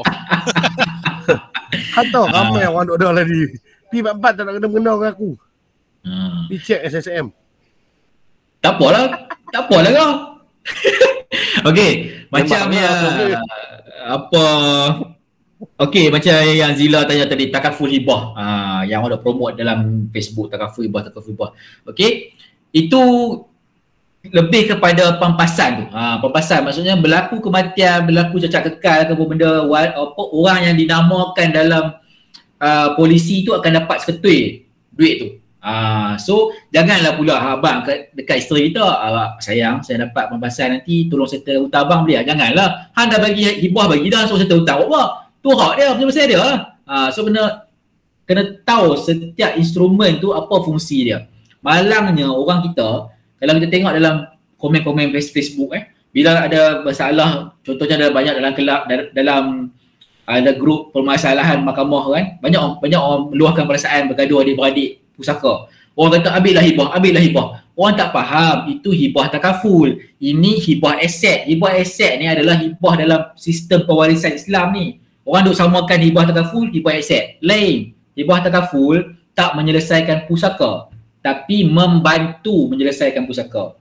Bukannya aku nak kata hibah takaful ni salah, tak. Bagus. Aku sarankan Pierre ambil hibah takaful, tapi kena ingat kita ambil hibah takaful pun faraid tetap kena berjalan juga. Kena lantik pentadbir juga, wasiat kena buat juga. So kena faham konsep-konsep macam tu. No? Okay, apa lagi? Sebab kadang-kadang tu macam apa, yang hibah takaful ni dia punya iklan dia tu kadang-kadang agak mengelirukan lah kan. Ya betul, biasalah orang nak tarik pelanggan macam iklan diving lah. Abang kata payah tu visibility 5 kilo, berapa haram 300 meter lah, macam tu lah. Contoh. Tapi rasanya yang orang confuse sebab bila depa asyik sebut hibah takaful tu, betul. Dia rasa bila sebut hibah tu, yang takaful tu pun dah termasuk dengan kesemua hibah. Padahal kita cuma hibahkan duit takaful tu je. Betul. Harta lain yang kita belum tu tak termasuk dengan yang tu. Jadi masih jatuh pada faraid kalau kita tak buat apa. Betul ya. Itu pemahaman yang sepatutnya kita faham. Tapi malangnya sebab kita ni zaman sosial media, TikTok lah apa benda lah, orang duk promote hibah takaful tu kepada orang yang kurang pengetahuan. Jadi bila orang kurang pengetahuan, dia tak membaca, dia dah pegang konsep hibah takaful tu lah penyelamat utama bila berlakunya kematian, pusaka, settle dan lain-lain lagi. Dia orang tak faham. Hibah takaful ni tak membantu nak selesaikan transfer rumah, tanah dan lain-lain lagi. Dia kena faham yang membantu ni adalah driver kepada faraid, driver kepada wasiat kita itu, pentadbir. Itu yang penting untuk kita faham. Tapi ambillah hibah takaful tu, bagus. Aku sarankan ambil, silalah ambil. Tapi dia baguslah untuk nak backup perempuan ni, especially perempuan ni. Betul. Faraid pun sikit je. Betul, baguslah untuk backup semua. Sebagai orang cakap apa, dia lebih kepada instant cash. Duit yang cepat nak dapat lepas berlakunya kematian. Baguslah. Nanti kan nak kejam sangat. Okey. So kena buat dua je lah. Satu hibah takaful tu, satu lagi hibah ataupun hibah untuk harta. Okey. Sebelum mati kena bahagi siap-siap. Okey, macam ni. Yang manager cakap tu macam motor, barang emas tu dia masuk apa pula? Aset tu. Kan? Aset lah. Aset ada, aset tak boleh lah. Kata boleh bercakap verbally bagi kita Omar nak bagi tak. Alhamdulillah, tak je lah macam ni. Apa yang aku cakap tadi, mak bagi pada anak tu semua memang betul. Cuma kita kena faham. First kali, kalau sebenarnya apa rukun hibah tu ada 4. pemberi penerima barang yang dihibahkan, akad hibah tu semua. Ni kalau perfect 4 ni cukup lah, lengkap lah. Dia tak ada lah dalam rukun hibah tu kena buat surat semua, tak ada. Cuma bila di Malaysia ni amalan dia, kita ni lebih suka cakap mulut, dan bila cakap mulut adik-beradik lain tak tahu, hak tu nak gaduh lindung-lindung tu, itu masalah dia. Jadi seeloknya walaupun mak ni dia bagi dekat anak dia anakku ambillah gelang ni, pakailah 14 kilo ni, pakai kat tekuk hang pakai. Kita kalau boleh buatlah at least satu proper documentation akuan. Macam aku cadangkanlah buat akuan sumpah pun cukup lah. Mai jumpa aku kau balik kau cop nah. RM4. Settle. At least apa-apa jadi waris-waris ni tahu ya bahawa memang berlaku pemberian. Ni masalah dia, waris-waris lain cabak. Benda ni pernah jadi. Macam aku cakap itulah kes dekat yang ada seorang pensyarah ni. Bapak dia memang kata nak bagi dah tanah ni dekat anak dia. Anak-anak lain memang hadir time tu, memang dengar, memang bersetuju. Tapi bila berlaku kematian, anak-anak lain kata aku tak dengar. Sebab apa? Sebab semua tahu dia ada hak kat atas tanah tu. Benda-benda ni yang kita nak elak. Depa boleh cabak lah. Tapi itu hari aku ingat lah sebab masa sesi yang kita duduk sembang first session kot kan. Kan hang kata kalau kata kita pergi jumpa hang macam aku tulis ataupun aku pergi jumpa hang kita buat surat cop tu, hang kata tak valid. Tak ke? Tu lain. Itu documentation untuk buat wasiat semua-semua tu. Faham? Ini maksud aku, surat akuan mengatakan hang memberi something kepada someone. Akuan sumpah. Faham tak? Macam Gan nak bagi bisnes dia dekat I. Macam tu dia boleh buat. Dia ni Zila, dia tak semudah tu. Bisnes tak boleh lah semudah tu. Maksud dia macam ni. Maksudnya kata kita nak buktikan terdapat satu pemberian ni. Macam aku nak bagi barang kemas. Barang simple, barang kemas kepada anak aku. So aku buat satu akuan mengatakan telah disaksikan oleh pesuruh sumpah ni ke, peguam ke, memang berlaku pemberian tu. Sebab tak mau orang lain petikai. Faham tak? Kalau macam tu, yang tu kira valid lah. Itu valid dari segi akuan yang mengatakan berlaku pemberian dan ada saksi. Faham tak? Kalau kata wasiat, dia bukan semudah pergi jumpa pesuruh sumpah, hancur semua tu, bukan. Sebab dia ada formality, dia ada legality semua tu. Faham tak? Okey. Macam tadi yang hang kata pemberian tu buat surat macam tu dia kira boleh terima, betul? Okey. Nak terima tak terima, hang kena ingat satu ke. Mahkamah syariah saja yang boleh sahkan. Tapi kalau hang buat tulis tangan, saksi apa tak ada, agak-agak mahkamah nak terima tak compare dengan dokumen yang telah disahkan oleh pesuruh sumpah ke, peguam ke, mana mahkamah nak terima? Betul. Okey, kena ingat tu je. Nak sah ke tak sah, mahkamah. Anak, maksud tadi yang kau cakap dari segi macam gelang, motor ke kereta ke kan. Tapi yang wasiat tu kami faham. Memang dia tak boleh nak pergi buat depan persidangan sumpah je just cop macam tu. Memang orang boleh challenge. Betul. Tapi yang macam benda-benda tadi lah yang kecil-kecil tu. Yang tu dia orang boleh challenge ke? Dia orang boleh challenge ke atas apa-apa hak, atas apa-apa barang yang dia orang rasakan ada hak. Tapi kita taklah nak go into detail, sangat-sangat detail kalau dalam wasiat contohnya. Kita taklah beritahu setiap tudung ni ke, setiap harga pakaian ni ke, tak lah. Itu lebih kepada adik-beradik tu kena pandai-pandai settlekan lah. Dalam wasiat ni kalau boleh kita nak mention benda-benda yang valuable, yang besar lah. Faham tak?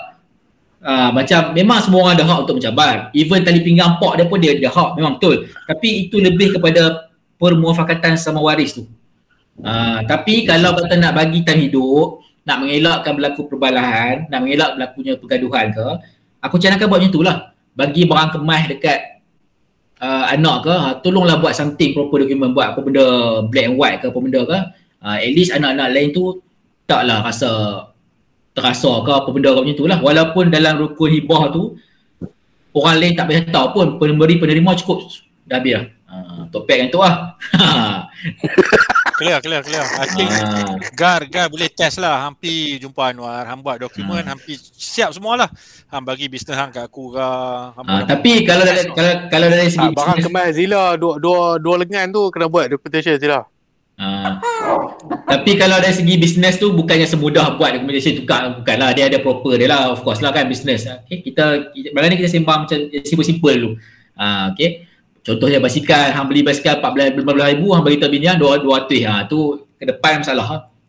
Contoh dia kan. Okay. Anwar, sorry, last question Kalau macam kita tahu kan lah ni certain barang tu dia value dia akan appreciate over time kan. So katalah wasiat kita buat 10 tahun lepas. Lepas tu dalam wasiat tu kita dah tahu benda ni, dalam wasiat tu kita buat satu clause yang mengatakan, katalah contohnya barang diving lah, contoh simple lah. Barang diving, okey, aku wasiatkan nak bagi semua nilai barang-barang diving aku ni dekat isteri aku.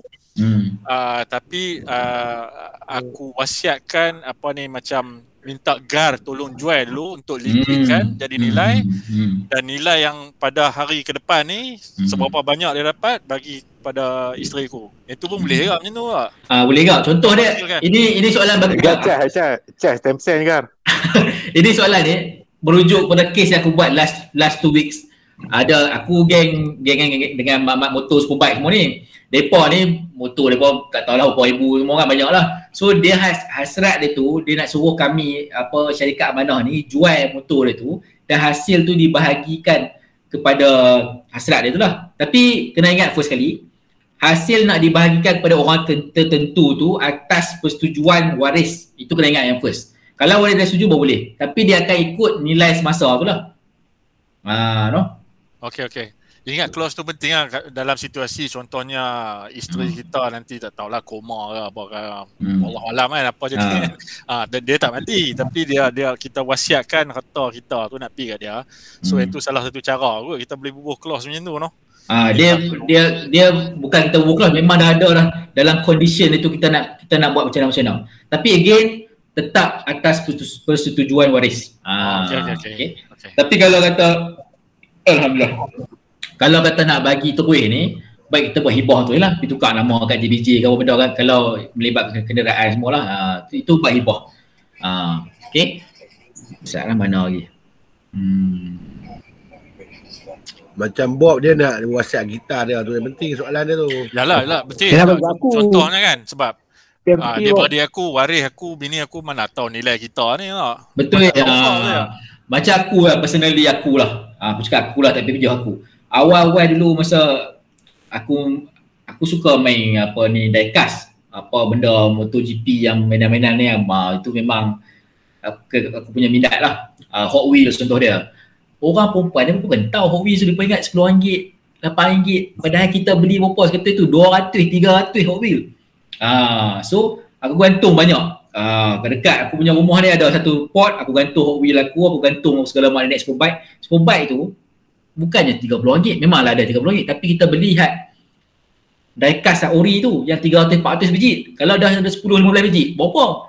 Kan, betul tak? So awal-awal tu pun aku pun reluctant nak beritahu kat bini aku. Bini tanya berapa harga ni, aku beritahu lah, ni sebiji RM10. Takut kena marah. Takut kena marah kan.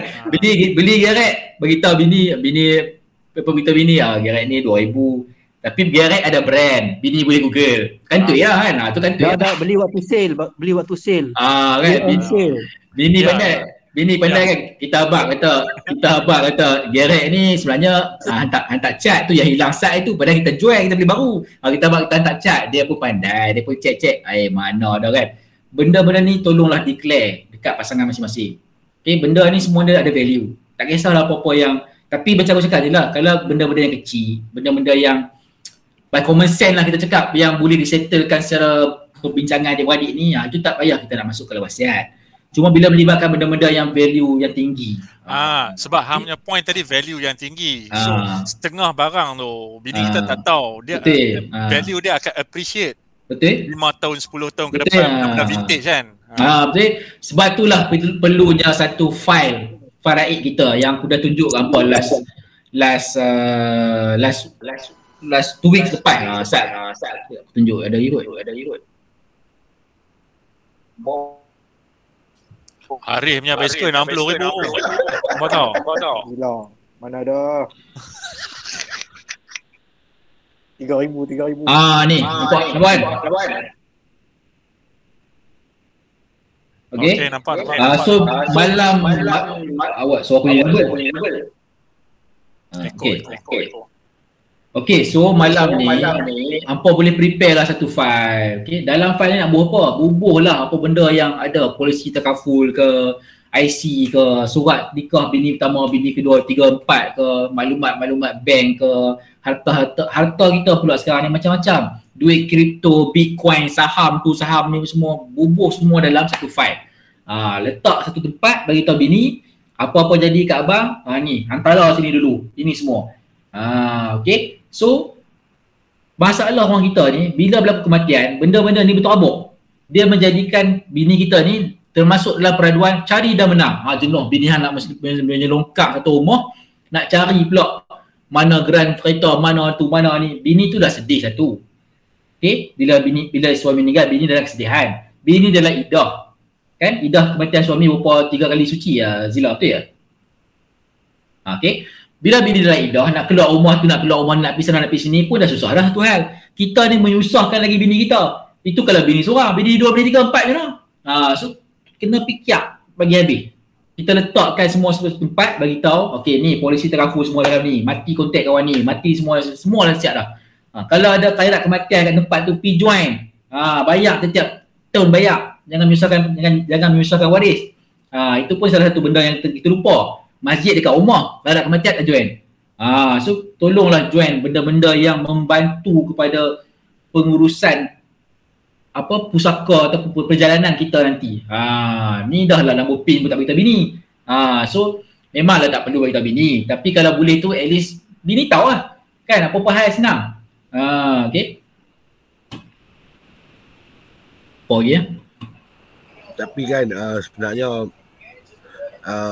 apa yang berlaku ni, arwah pak ngah saya yang baru meninggal 2 bulan lepas sebab COVID tu kan, sampai phone tak boleh nak buka, akaun bank tak boleh buka. Betul.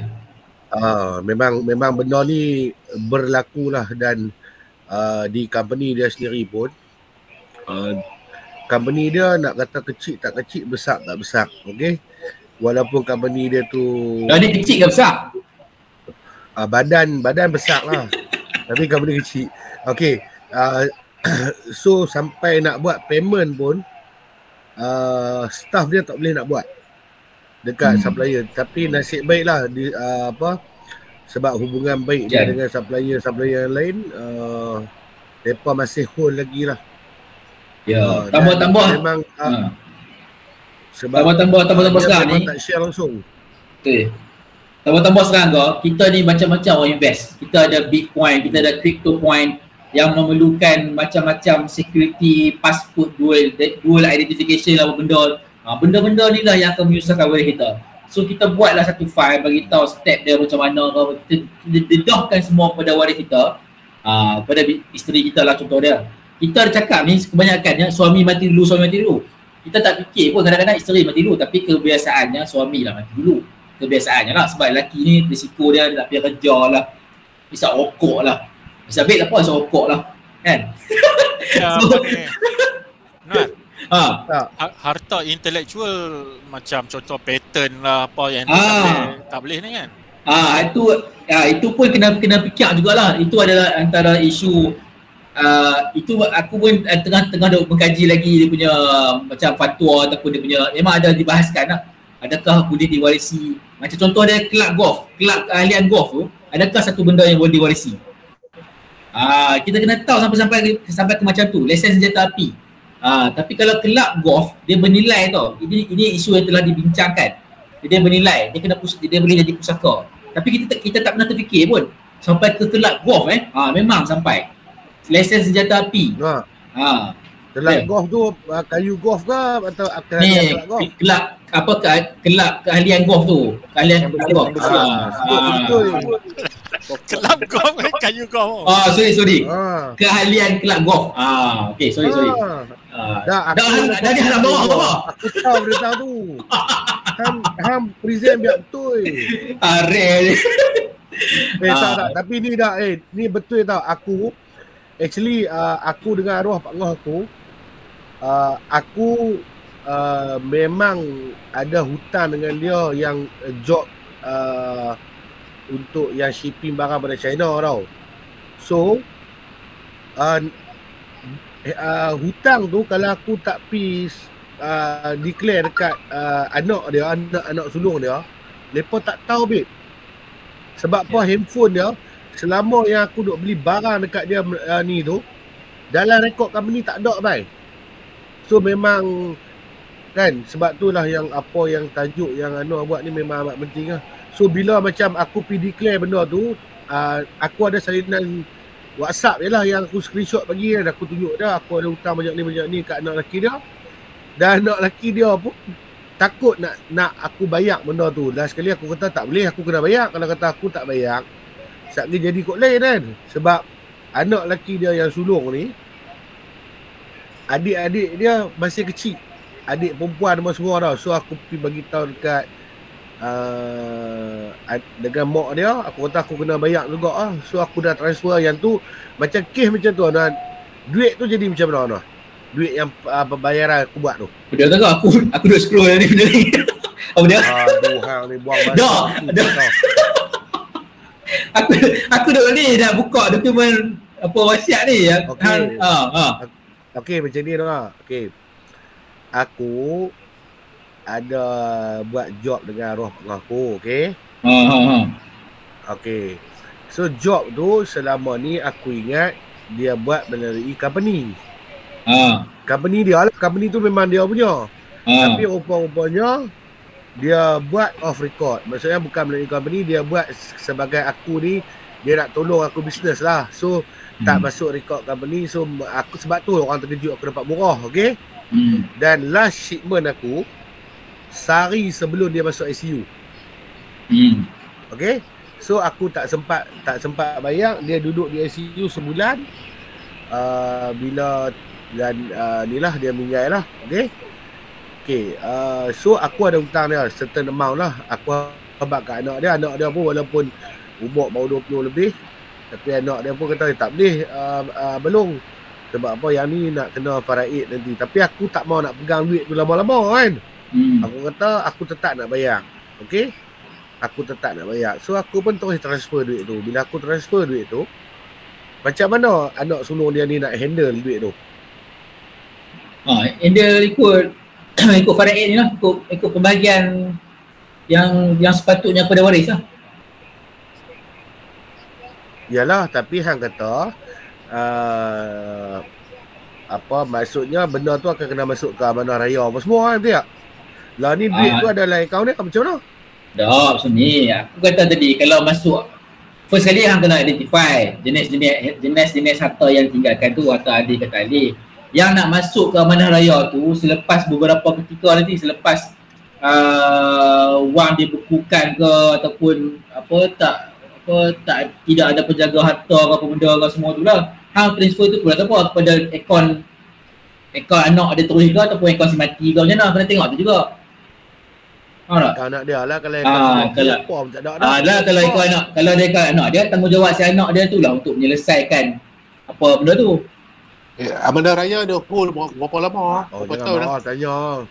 Topek itu saya tak pasti lah Topek. Amanah raya hold berapa lama. Tapi dia akan hold sampai anak tu mencapai 18 tahun ke atas.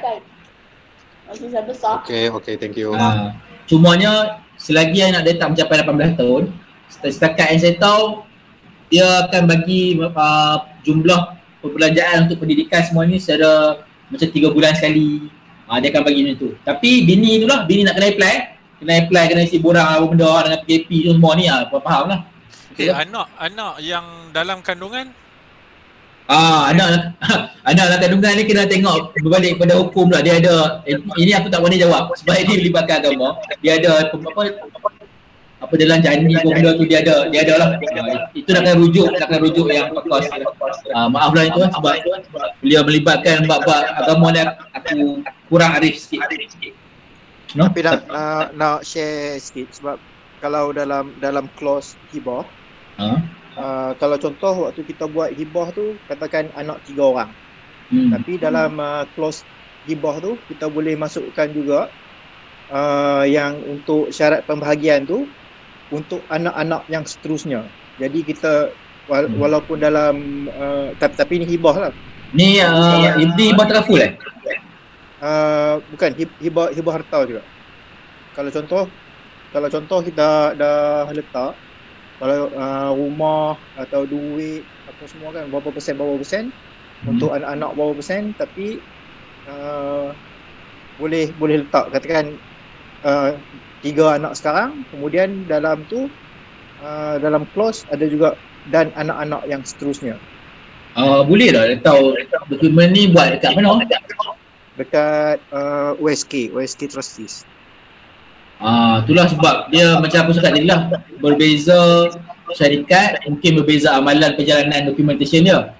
Cuma yang setakat yang aku tahu lah, sebabkan rukun hibah ni pemberi penerima wajib sign. Kalau anak tu minor di bawah 18 tahun ke bawah, bapak dia tu kena sign on behalf. Jadi dia hanya terpakai kepada existing anak yang ada tu.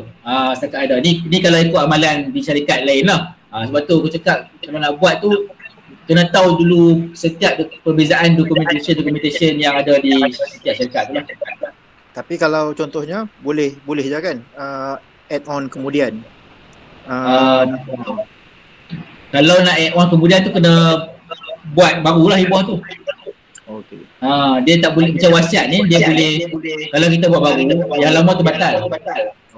Tapi macam hibah ni dia bukannya kita buat baru tu batal pun. Dia ada konsep penolakan penarikan hibah pun ada. Macam hibah antara mak ayah kepada anak boleh tarik balik. Hibah kepada isteri tak boleh tarik balik, tapi boleh diberikan balik atas persetujuan isteri. Dia ada benda-benda macam itulah. So maksudnya lain company, lain dia punya clause lah tu. Ya betul. Lain company, lain punya clause. Dan kena ingat satu je. Kalau hibah tu dicabar, nak mengesahkan benda-benda ni hanyalah mahkamah tinggi. Mahkamah syariah. Tapi kalau amalan di syarikat yang aku buat ni, kami pakai power of attorney, PA, power of attorney, yang mana hibah tu akan dicop. Power of attorney tu nak cop tu kan hibah pun juga. Pasal sumpah aku cop.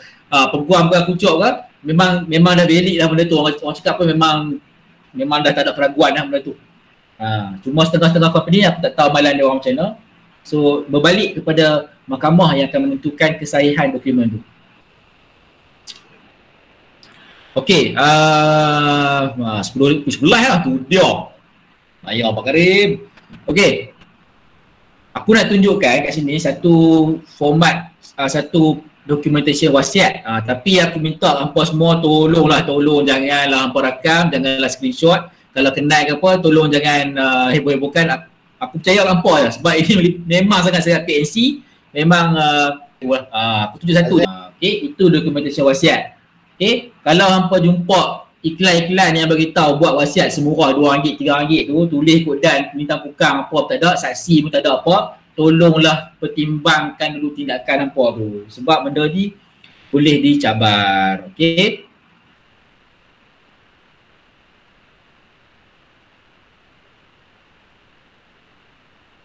Alright, apa lagi ya?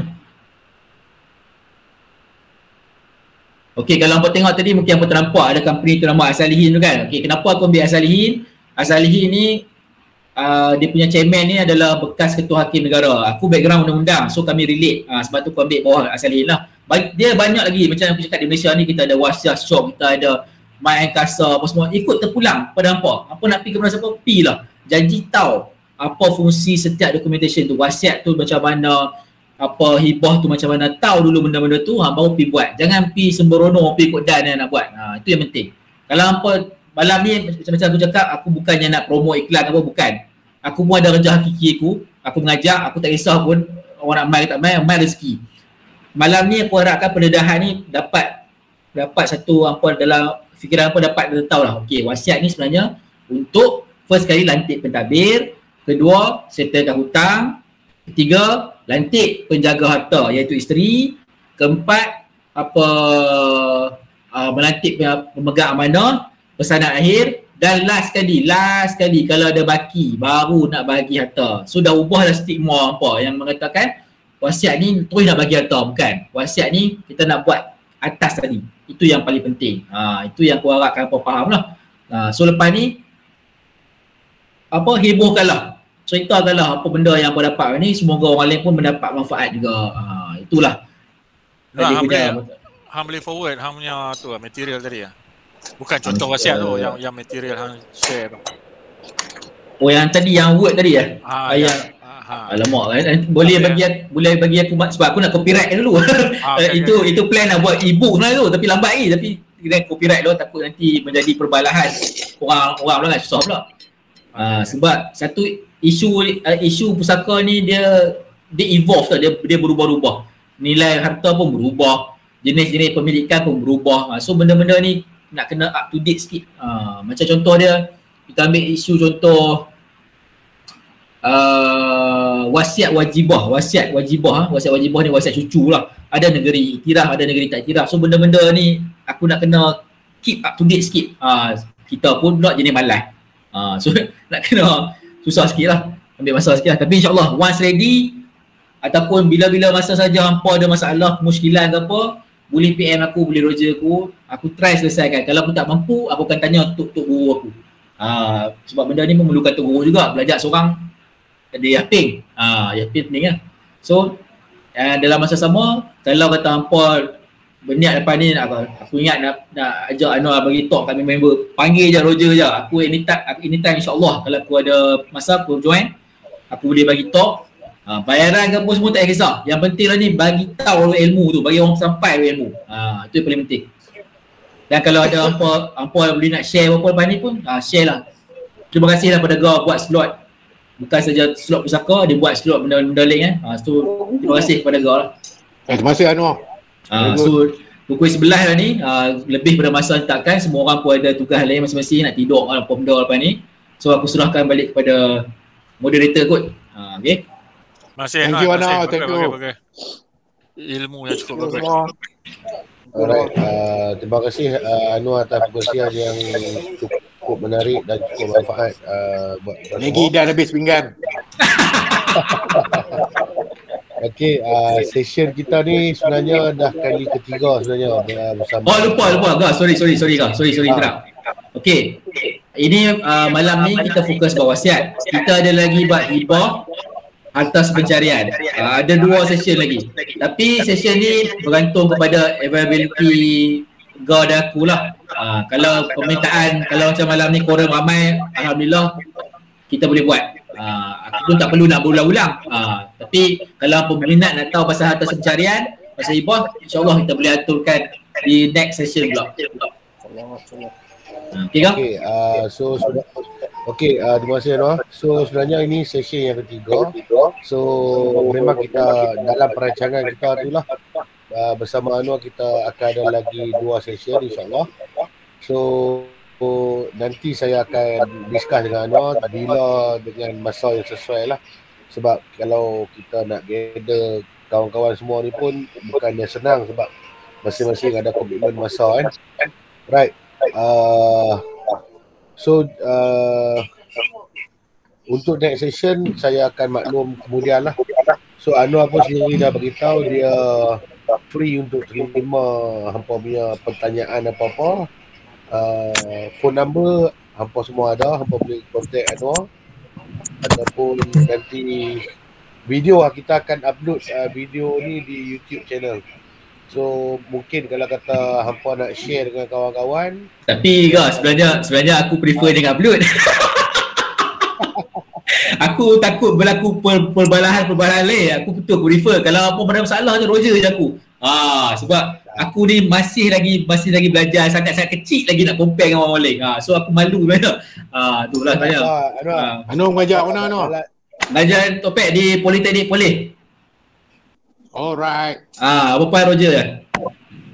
Tapi tak apa lah, dalam YouTube channel aku siapa pun tak pandai kecam lah. Tak apalah.